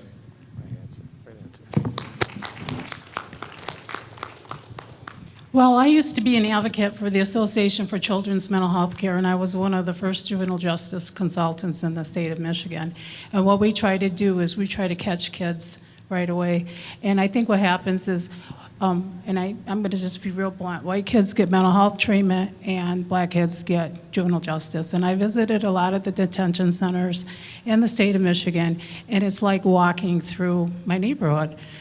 There was maybe a few, I live in the eastern neighborhood, so there's a few white kids, but mainly they were kids of color, Hispanic, Indian, and black kids. And so the thing to do is at first touch, when those kids first hit the juvenile justice system, we need to have them screened for mental health issues or physical issues and make sure that their behavior and their acting out isn't something as simple as maybe they're anemic, maybe they've been exposed to lead poisoning, things like that. And I think that's the very first thing. And I'm going to have to learn to speak real quick. And then, as my son spent 10 years incarcerated on a marijuana charge, 10 years for something like that's a long time. And during the time that he was there, I fought the Michigan Department of Corrections to get him the mental health treatment that he needed. And I have 10 seconds to go. So there's a lot of strategies that I would put forth, and I can't answer it all now, but I did list a lot in the book, and I have to wrap it up, so thank you. We have another candidate approaching the table. Paul DeWeese. Okay, I have a continuation on that question. We can start with you, Paul. The next question was, basically, okay, we're going to start with the first question. I'm going to elaborate on the second part of the question. The original question was, what initiatives would you promote to address criminal justice reform, particularly in light of the fact that people of color are disproportionately incarcerated, more specifically with ending cash bail, how to deal with people with felonies, and issues of juvenile incarceration? You have 90 seconds, sir. First of all, just thank you. I just came in from my son's wedding in Idaho, and so this is the way I'm dressed. I just got off the Michigan Flyer. So, in terms of the question, the things that I think we need to do is to, number one, abolish the bail bond system like they have out east. That's really critical. Number two, we need to do something about the check system so that people don't have an albatross around their neck for the rest of their life. So if somebody's clean from criminal justice system for a number of years, they should be eligible not to have to check the check when they apply for employment. The third thing I think that's important is that our parole boards should parole people if there's no objective reason to release them. If there's, and right now, a lot of times the parole board just says no, and they just keep people in. So I think those are three things that we can do in Michigan now, and we should. Okay, can the next three candidates elaborate on the second part of the question about the cash bail and how to deal with people with felony records and juvenile incarceration? So I think that we should be eliminating the cash bail system. Our Eighth Amendment of our Constitution guarantees us the right to be free from excessive bail, and we see that that isn't the case when our bail bond industry is making upwards of $2 billion off the backs of, let's be honest, poor and black folks in this country. And on top of that, they make sure that you have to be employed for 2 years and put 10% down. That is absolutely ridiculous.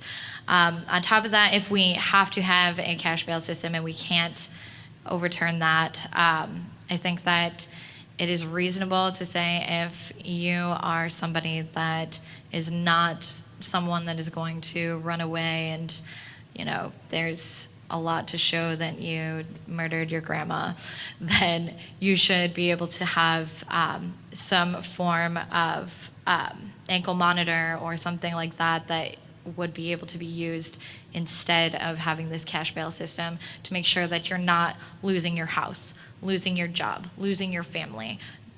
The way that our system is set up right now is absolutely despicable, and we have a lot of work to be doing.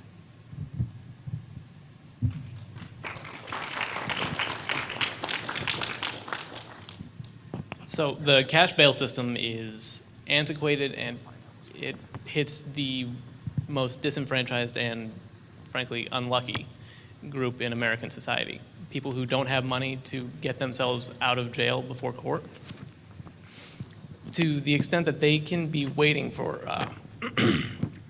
up to a year before they get in front of a judge. So I also support removing the cash bail system in favor of either low flight risk or monitoring systems for anything that is a nonviolent crime. In regards to juvenile crime, we need to do everything possible before someone becomes an adult to stem the school to prison pipeline. We don't need more juvenile detention centers or prisons. We need to have some sort of program where we can keep those students in, or young citizens in the main population and prevent any kind of further slip. And criminal felons in the US are, some would say, extremely unfairly punished for a crime that may have happened 20 years ago. They lose their right to vote and many of the basic American freedoms. So I would strongly support the restoration of any rights that a felon has lost over a period of 10 years or whatever time may be prudent.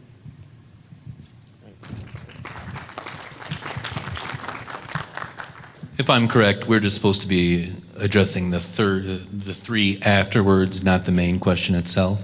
To part one of those, the cash bond system, I do believe that one specific thing that we could do would be to move all bonds to personal recognizance immediately and have it be a rebuttable presumption with the burden entirely on the prosecution. I think a move in that direction would accomplish two goals. Number one, it would reinforce the fact that anyone, regardless of what they are charged with, is innocent until proven guilty. What typically is done in a bond setting is that the prosecution is allowed to present what they consider to be evidence without necessarily being cross-examined on these facts, and then use that evidence, which perhaps would not be admissible in a trial, to create the situations that create these bonds that sometimes can get outrageous. That's one step we could do. That's the first step we could do. We could move to personal recognizance being the norm rather than the exception. Secondly, I'll address the issue of juveniles. There are several factors weighing into this, and I think I'll start at the top, the Holmes Youthful Trainee Act, which I think is a very positive thing that exists, and how it's utilized is something that we could do better as a society. Lastly, as far as the juvenile detention is concerned, I do think we need to put more emphasis on taking advantage of the smaller student to teacher ratios within these facilities and put teachers in those situations rather than prison guards. Great answer. So we're going to start back on this end with you, Sarah. Question is, what do you know about the jail bond mileage, and do you support it? Village, I'm sorry. Jail bond village, is that right? Millage, I'm sorry. Jail bond millage. What do you know about the jail bond millage, and do you support it? Are you referring to the jail millage here in Ingham County? Yeah. Yes, I know a lot.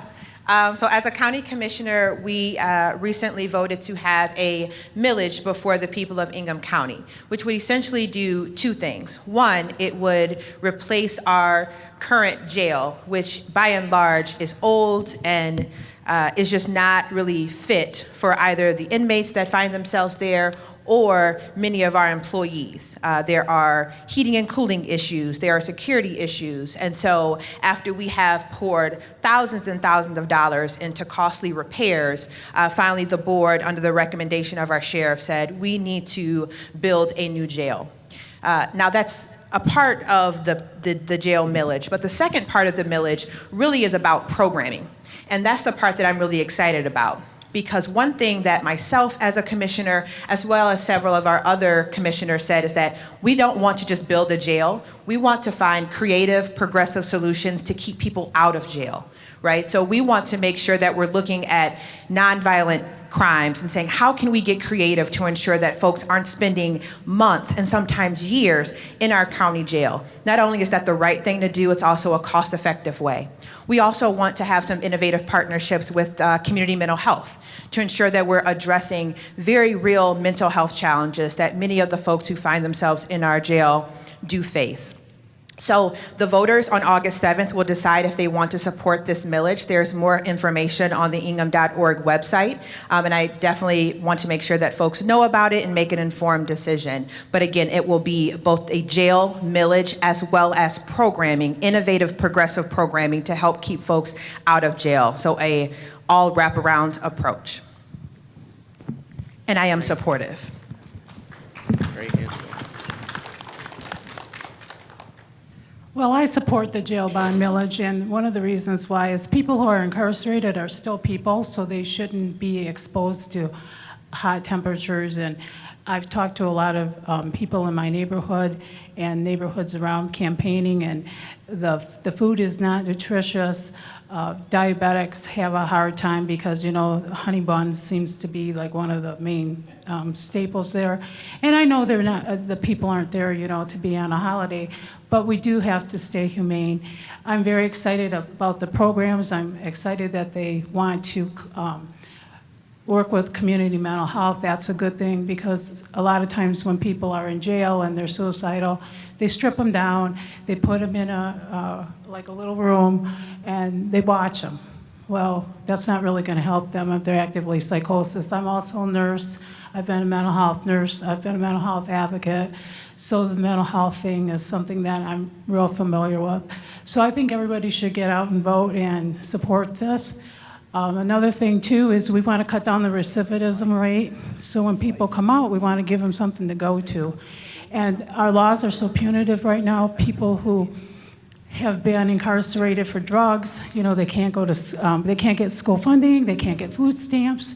So what are they going to do? They're going to go back to their old way to support themselves. People can't get jobs. I know a lot of people who have a hard time getting jobs, and so then I have to wrap it up. Thank you.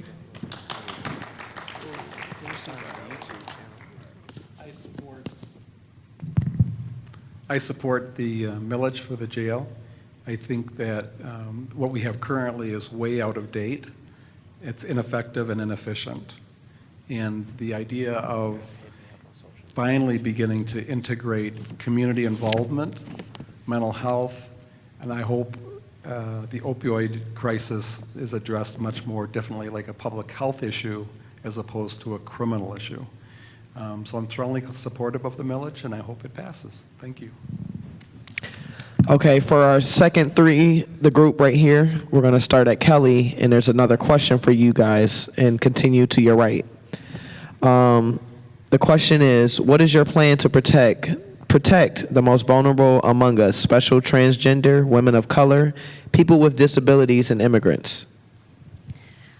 That's a lot to tackle in 90 seconds.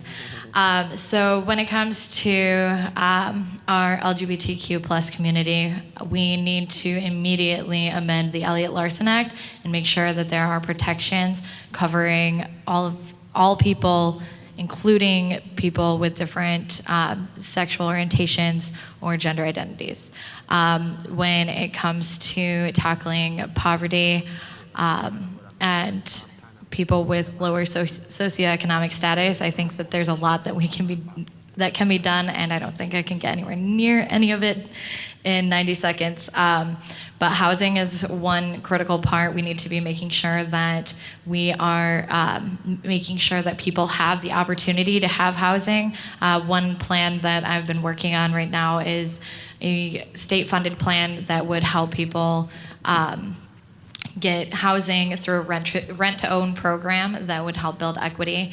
Let me move on to more things because I got 30 seconds. And we need to tackle the fact that we are living in a food desert in Lansing. Only 4% of people in Lansing can walk to a grocery store. We need to be making sure that there's incentives that can be done at the local and state level to incentivize grocery stores to come into Lansing and build here, because it is unacceptable that so many kids and so many families are left without food.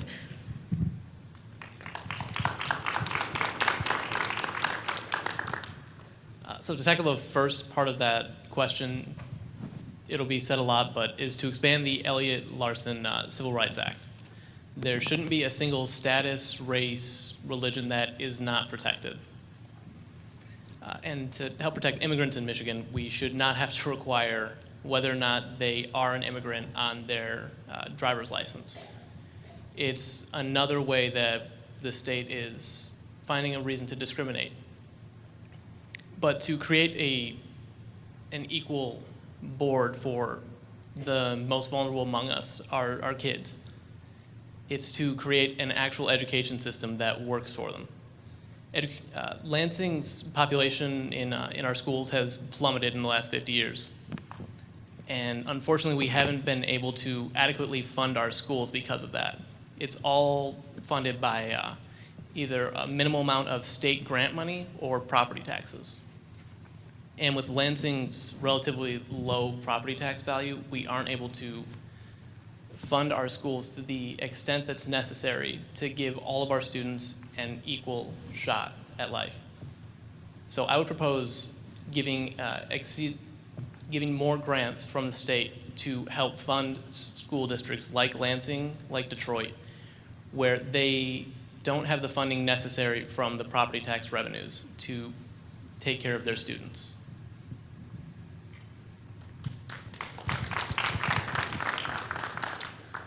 Well, I will begin with the last part of that question as far as how do we protect our immigrants. Michigan is a very unique state in that we employ a vast and large amount of what are considered to be illegal aliens, or what civilized peoples would say an undocumented person, specifically within our lower upper peninsula and within our west coast. These also are the counties and communities that have the most representatives within our House of Representatives. If you take the 20 smallest houses making up the West Coast and put them inside of the 68th district, you'd have the exact same amount of voters. I think that there are ballot proposals right now that are addressing these types of issues, and I think that's one of the most important things that we can do to start looking out for the most vulnerable people, is we start being straightforward and honest about how our representatives are put into office. I think that is one step that we could take that would definitely ensure a more prosperous Michigan. I think we need to have an open dialogue on how these conversations are directed. If we always let what are considered to be our opponents choose the language and the grounds upon which we will have honest debate, we will always be in a losing battle. So I think, how do you protect vulnerable people? The best possible way is to frame the language and the nature of the discussion, and to actually have the power to implement those ideas. Great answer. Also, for the audience, if you have any questions, feel free to write it down on a note card. The final question, we'll start with you, Sarah, on the end. If elected, how could you best support the goals of Election 20XX in the community? Thank you. So in many ways, I have already been uplifting many of the goals of the organization. When I talk about serving with an equity lens, I absolutely mean that. And what I mean by that is that looking at not just doing things from a lens that everyone should get the same, but rather meeting people where they are based on the needs. So a part of that would be disaggregating data when we're addressing issues of law enforcement or education or health. We know that when the quote unquote least of these do better, then we all do better. And so whether it be criminal justice reform, whether it be expanding healthcare, as I've done as a county commissioner, whether it be looking at criminal justice reform and other issues of equity, such as when I led the charge on Ban the Box at the county. So now folks do not have to check saying that they have been convicted of a felony before they apply for a job in Ingham County. As chair last year, we also implemented a resolution for Raise the Age. Right? So these are things that I have a strong track record of already doing as a county commissioner, uplifting issues as a community organizer, and I would love to do if I earn the support of folks in the 68th District in the Michigan legislature. So at the end of the day, I will always draw on the needs of Lansing and draw on the people that are closest to me, because I know that when we look at the issues impacting our community, a lot of the folks who are disproportionately impacted look like me or look like my brothers or folks that I grew up with right in South Lansing. So I'll continue to have that lens and be a fighter for Lansing.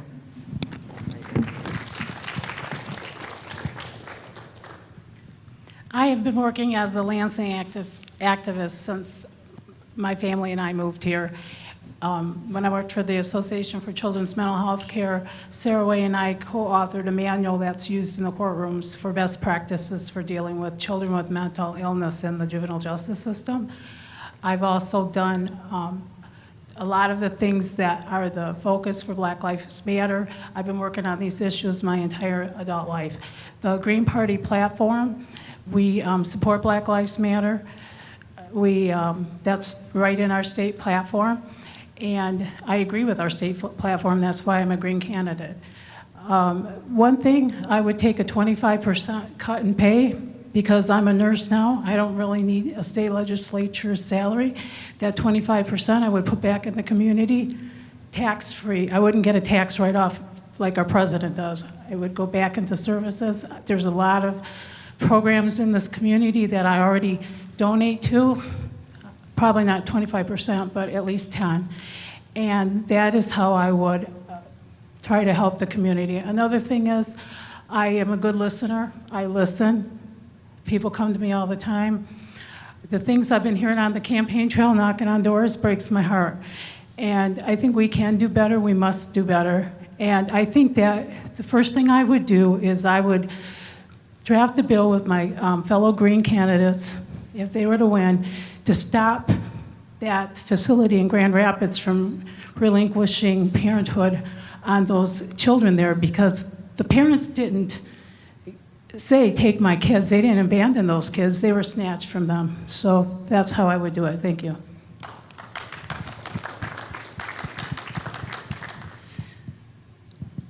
I think it's really important. When I was in the legislature before, I always tried to ask the question, to pass through the proposed bill through the prism of human dignity.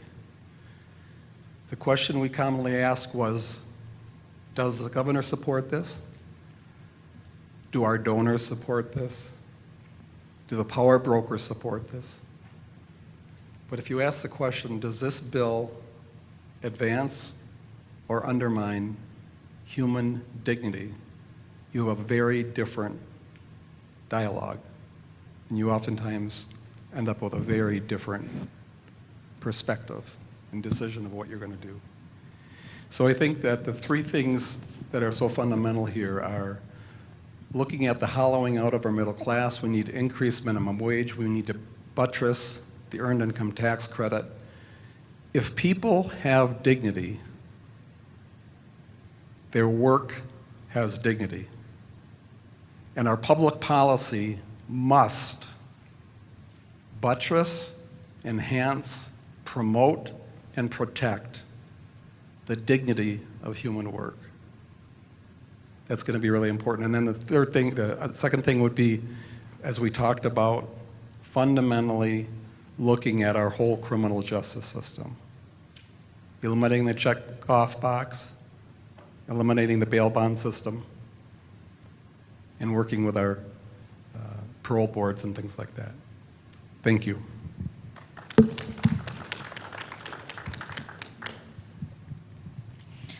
So there are far too many ways the state representatives can support the goals of Election 20XX, but in 90 seconds, let's give it a go.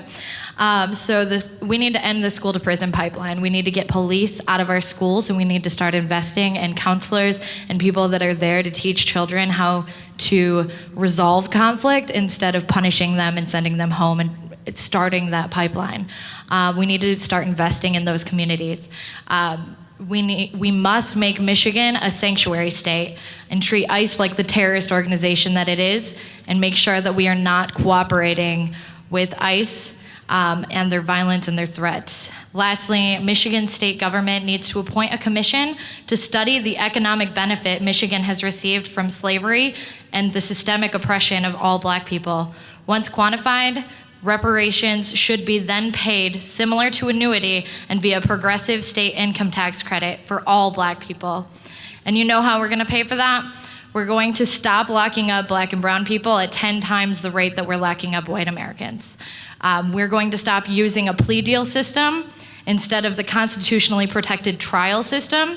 We're going to end prison labor, for-profit prisons, and for-profit policing, and end mandatory minimums that disproportionately target Black Americans. And to add to that, $15 minimum wage and single-payer health care, because everyone should be able to live a dignified life.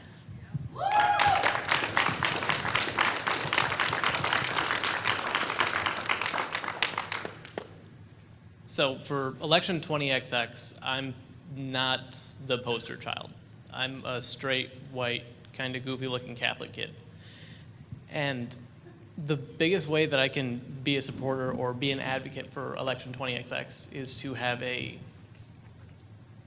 physical open door policy that will probably drive the security guards at the front desk crazy. The door would actually be kept as open as physically possible during office hours, where it isn't just a unpaid staffer sitting in the front desk saying, I'm out at a meeting, where I would take the time to actually speak with whatever group or person is interested to try and find either a middle ground that everyone can work with, or where they can see where I'm coming from with my vote. For Election 20XX, they have a fantastic goal set to actually bring equality to every Michigander and every American that we can see. And I would do everything within my power as a state representative to do that.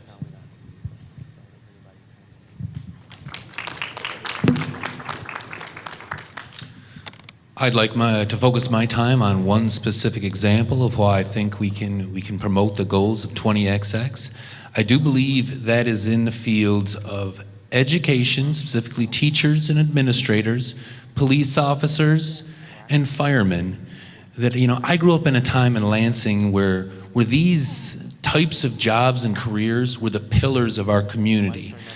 You saw them every day in your community. And the one thing that we really need to do is we need to create an environment for our young people of color who are going off to college and considering getting into teaching, getting into the fire department, getting into the policing, that they are provided the opportunity to build that life within those communities that raised them. I think what we've done is we try to take people out of their communities and put them into foreign environments and then ask them to thrive, instead of saying, look, it's important to us that when a kid goes into school, that he sees someone that's from where he's from, that understands some of the things that he's been going through and has found some of the solutions that are going to be valuable to him. Now, specifically with the legislation that we could use to do this, it happened in the late 70s that we moved away from being able to force teachers, police officers, and fire department members of actually living in the communities they served.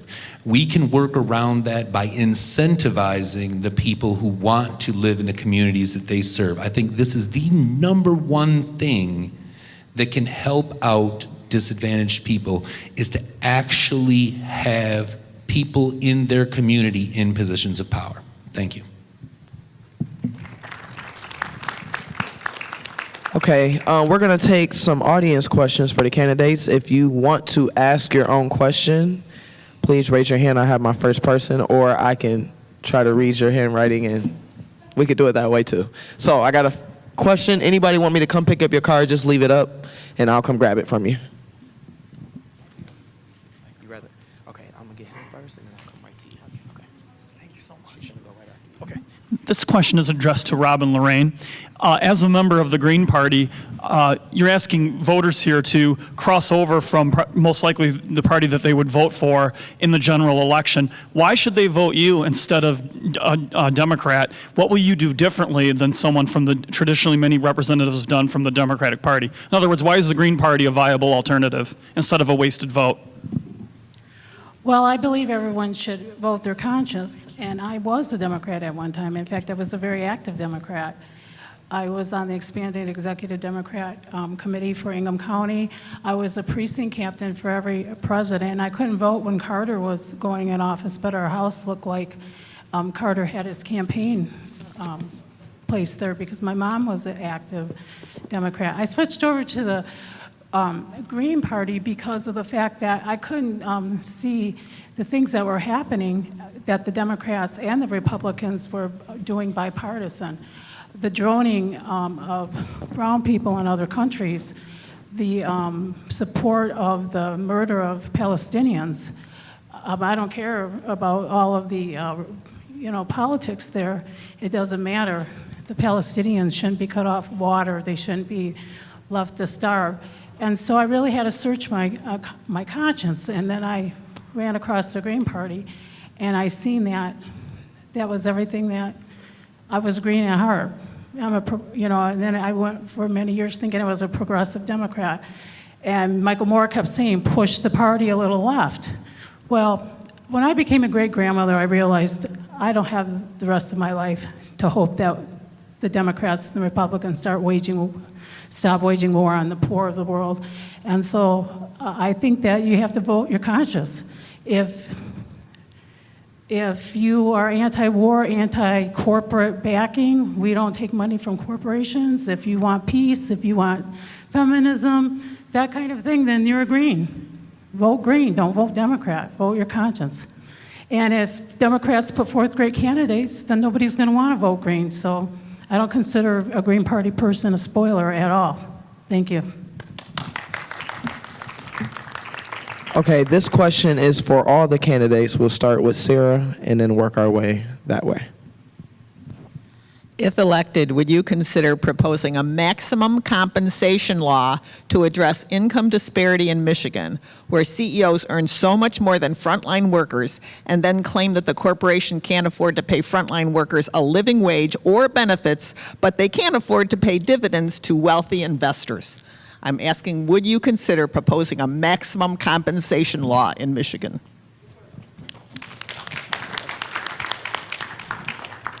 Yes, I'd consider that.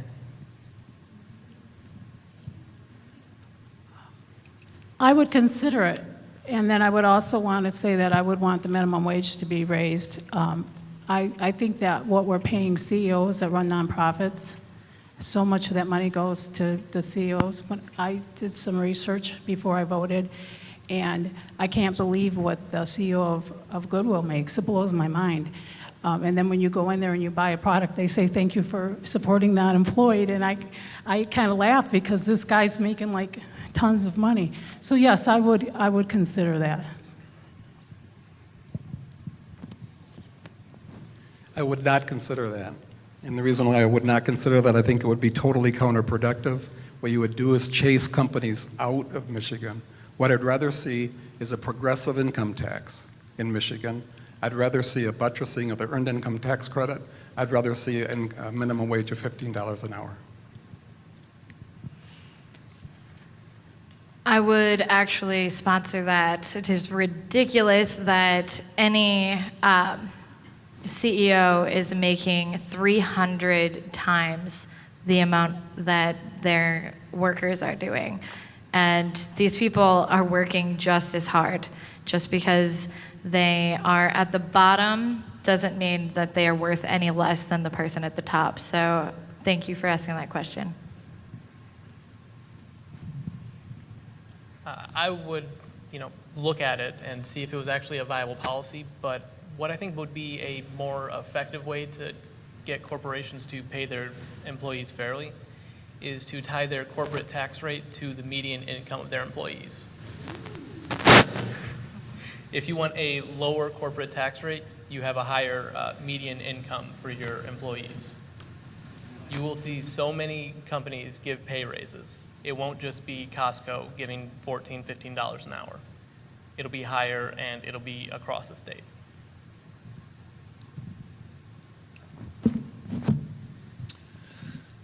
I would say the fact that only a few individuals would be affected by such a law, and those same individuals are the most likely to be able to divert their funds in other ways.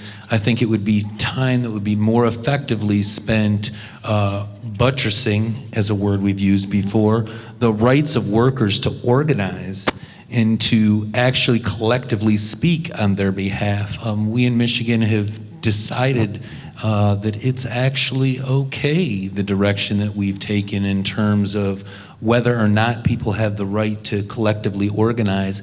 And we've drawn wedges in between specific professions on this issue.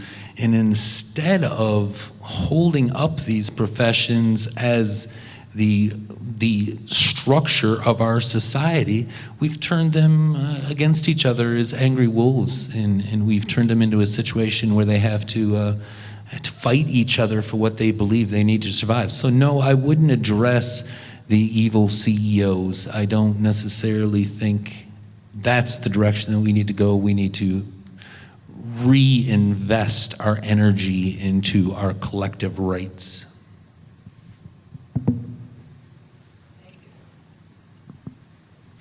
Is this on? Okay.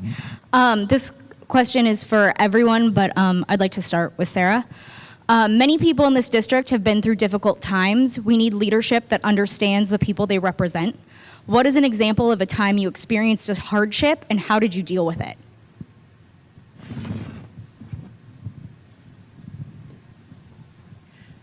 So when my parents got divorced when I was 5 years old, my mom was a stay-at-home mom, and she immediately became the #1 breadwinner. And so we left my dad's house and moved to, for folks who are actually from Lansing, you remember it as Cranbrook, but it was subsidized housing, and for a couple of months my mom was kind of on welfare. And she used it as a bridge before she reapplied to become a state worker. And so along those lines, whether it's my personal experience or experiences of family members and friends, I live in the same neighborhood that I grew up in, and there's definitely a tale of two cities. So many of the folks who I now work with and connect with are from very, very different backgrounds. So whether they are making $100,000 a year or $15,000 a year, we have all of it in Lansing. And so the reality is, I think that I have that personal experience of whether it's living paycheck to paycheck or being on welfare, and also just the folks around me struggling to make ends meet. And so I have that experience. And I think that that experience is really important to bring to the legislature and really any work environment. That is another part of diversity, not just racial, but also income diversity. So I have that experience, and I continue to live around folks who are from very diverse income populations. When I grew up in a single-parent household, and my mother got on a work-study program and became a nurse's aide. And then later on, I was one of the recipients of CETA back when Richard Nixon was in office. That's one of the great things that Richard Nixon did, is he started the CETA program, and I became a nurse. When my daughter became ill, she was diagnosed with cardiomyopathy, and that's why we moved here to Lansing. And I had to spend so much time at the University of Michigan Hospital that I lost my job. My daughter had a little baby, and I had my mother with me. 4 generations ended up in the economic Crisis Center is what it was called at the time. You all know it now as the Haven House. And so a nurse should have never been homeless. But because of the way the insurance was and a lot of the cost of going back and forth between Ann Arbor and everything, I had to reach out and I had to use the resources that were available. And she ended up dying, and then I ended up taking over care of my grandchild. So I've been through a lot as a family. And then as I told you later on, my daughter's death sort of made this snowball effect in our family, and my son had a lot of problems and turned to drugs, marijuana, and ended up in prison for 10 years. So then I went through that whole ordeal with him, and now I can say my family's back on the right track. But I have to say it took 15 years to get us on the right track. And I had to reach out and use the services that are available, and it's really hard to navigate. We have a lot in the 68th district for people. We have a lot of safety nets, but I didn't know. And people aren't very forthcoming. And so that's probably the two worst things that have ever happened in my life up to date. So there you go.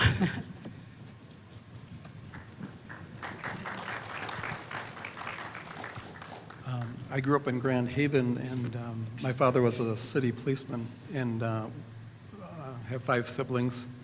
And we experienced horrific spousal abuse. My father repeatedly, viciously, sadistically beat my mom in front of us. And so that created within me this kind of like deeply rooted passion to protect the vulnerable, the people that don't have systemic resources. Back then, there weren't a lot of options for women that were being abused. And my dad was a city policeman, and so he had kind of power in that sense. So in growing up, when I was an addiction specialist, I had 11 people, mostly women, some men. I invited them to live at my house for about 2 years, and a lot of them did better, but it was kind of directly rooted in the experience of my mother being vulnerable and victimized. I currently have a family of 4 children, a single mom living in my house, and I have a woman who has post-polio syndrome who's in a wheelchair, referred from Adult Protective Services that lives in my house. So I'm currently providing for them a safe, decent environment, but it all is rooted in that experience of pain and agony.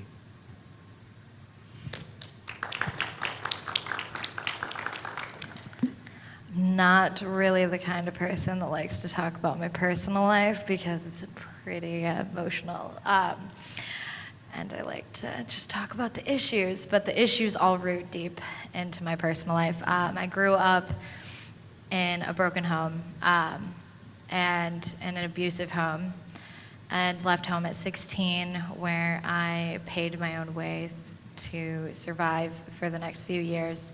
I got into a relationship that ended up being an abusive marriage, as tends to happen when you grow up in those situations.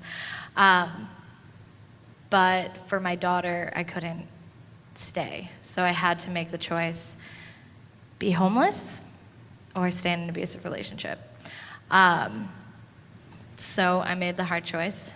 I was couch surfing, I guess, not with the internet, but with friends and family and anybody that I knew that would let me. And then I applied for assistance. I was denied because I made too much money working at Walmart, $8 an hour. So finally, somebody let me have them as my roommate, and eventually got on my feet a little bit, only to fall back down because this is the society we live in. And falling back down meant living 4 years with my mother, sharing a bedroom with my 5-year-old daughter at the time, who's now 10. So I've felt and experienced this struggle of being in the bottom of our socioeconomic chain, and I need to fight for the people because this is our future at hand. This is my daughter's future at hand, and I'm not going to let her grow up like that.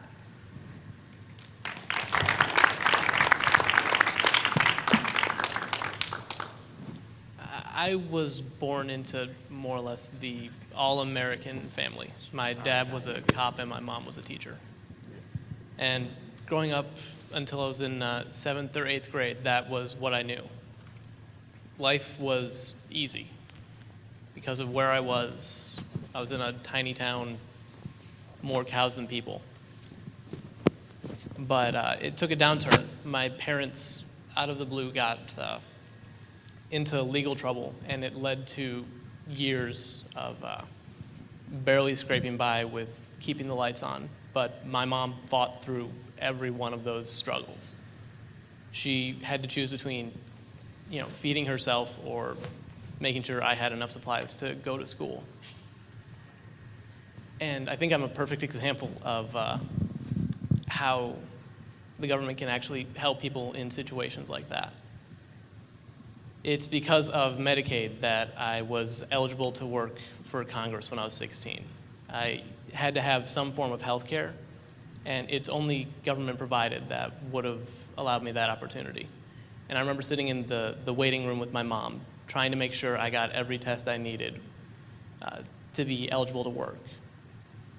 And I was given a scholarship because of my family's income background that put me through school to be in the place I am today. So in terms of leadership, I think the life experiences I've had, that puts me on par with some other struggles Lansingites have had.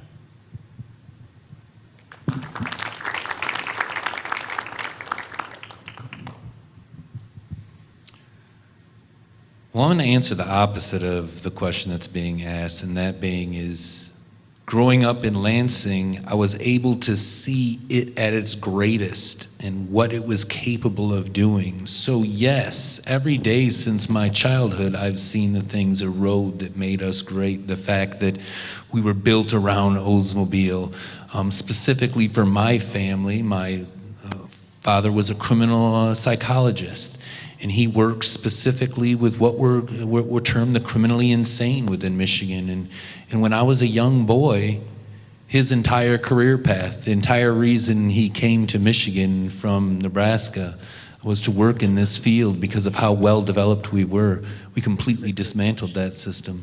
We completely stopped treating people with mental health issues, and it had an effect in my household. Number one, my father no longer was doing exactly what he wanted to do, and I'm specifically going to say that that's something that really had the most profound effect on me, was that we turned our back on being that state that came out of the 60s with so much hope, because we had strife and we had terror going on, but we actually had that foundation to start moving as a state forward. And I don't believe we've been able to maintain that momentum because I think we've divorced ourselves from where we come from. Great response. Unfortunately, we will not be able to get to the list of questions I have. I strongly encourage each of you that have a question to reach out, I'm sure by email or social media. I'm sure they would not mind responding to those questions. So strongly encouraging you, if you want your questions back, to get them and email them, I suggest. So in the closing, we want you guys to each, starting with Sarah, we can go back down, 30 seconds as just a final word to the community.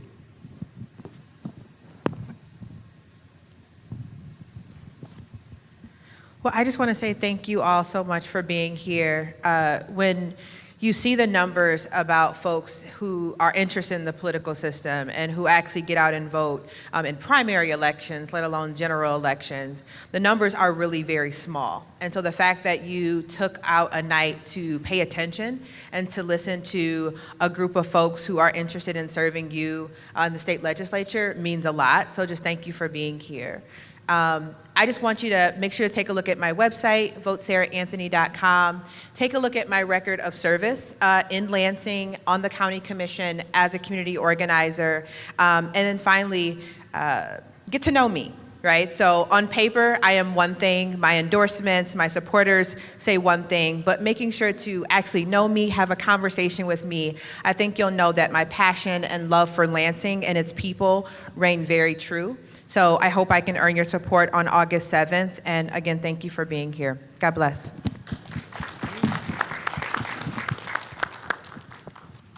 Well, I would like to thank Black Lives Matter for letting me speak, even though I'm not going to be in the primary. And I want people to know that a lot of people in Lansing know me as the juvenile justice advocate who helped get their child mental health services instead of going to the juvenile detention center. A lot of people here know me as the nurse who advocated for better standards in our nursing homes here. We have a lot of work to do in our nursing homes here in the 68th District. A lot of people know me as the pro-Palestinian human rights global activist. I've known in a lot of different ways, but for those of you that don't know me, what I want you to know is that I will work very hard if I'm elected. I have been through so much as a woman, as a person, as a mother of kids of color, as a foster parent. I've had foster kids, I've adopted kids, and I'm, okay, thank you.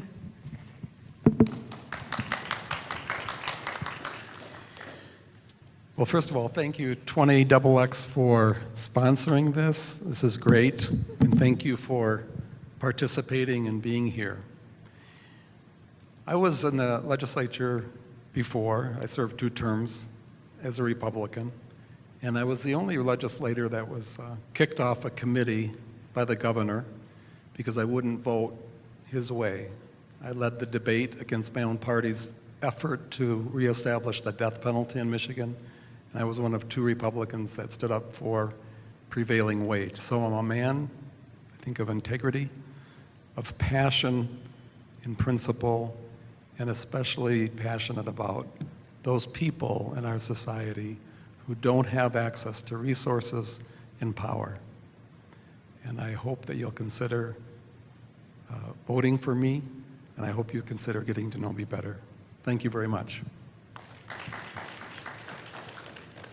Thank you so much to 20XX for putting this on. Black Lives Matter, you guys are amazing. I hope you continue to do this every year, and I'm excited to come to more of these to help me be educated about all the other candidates that are coming up. If anyone would like to check out our website, it's votecollison.com, collision without the second I. We're on Facebook, Kelly Collison for State Representative. And if you have any questions or would like to talk after or would like to go out for a drink after or coffee later, I'd be happy to meet up with you. Thank you all so much for being here and getting involved.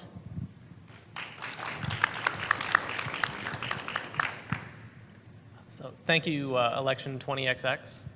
This has been a fantastic opportunity because the primary is more or less what decides the election here. It's so heavily gerrymandered and focused that really August is the important date. And because of how few people actually turn out, it can be a crowd of 3,000 that actually decides who will lead a district of 70,000. So if you think your vote doesn't matter, it really does.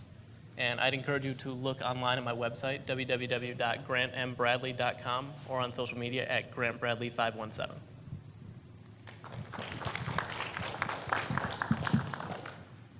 I don't think I can accurately convey what I need to say in 30 seconds, but here's one thing that I'll try to do. I think I'm incredibly proud and happy that I was able and invited to this here. And I'd specifically like to say I'm also very happy and excited and lucky that 3 of my former students are sitting in this room. So of all these people that are so active and involved in the community, that I'm that lucky of a man that 3 former students sitting in the room, helping organize, helping build, helping work in a positive direction. If they've got negative things to say about me, believe them. Believe what they have to say. I think they'll be honest. If they have positive things to say, do the same.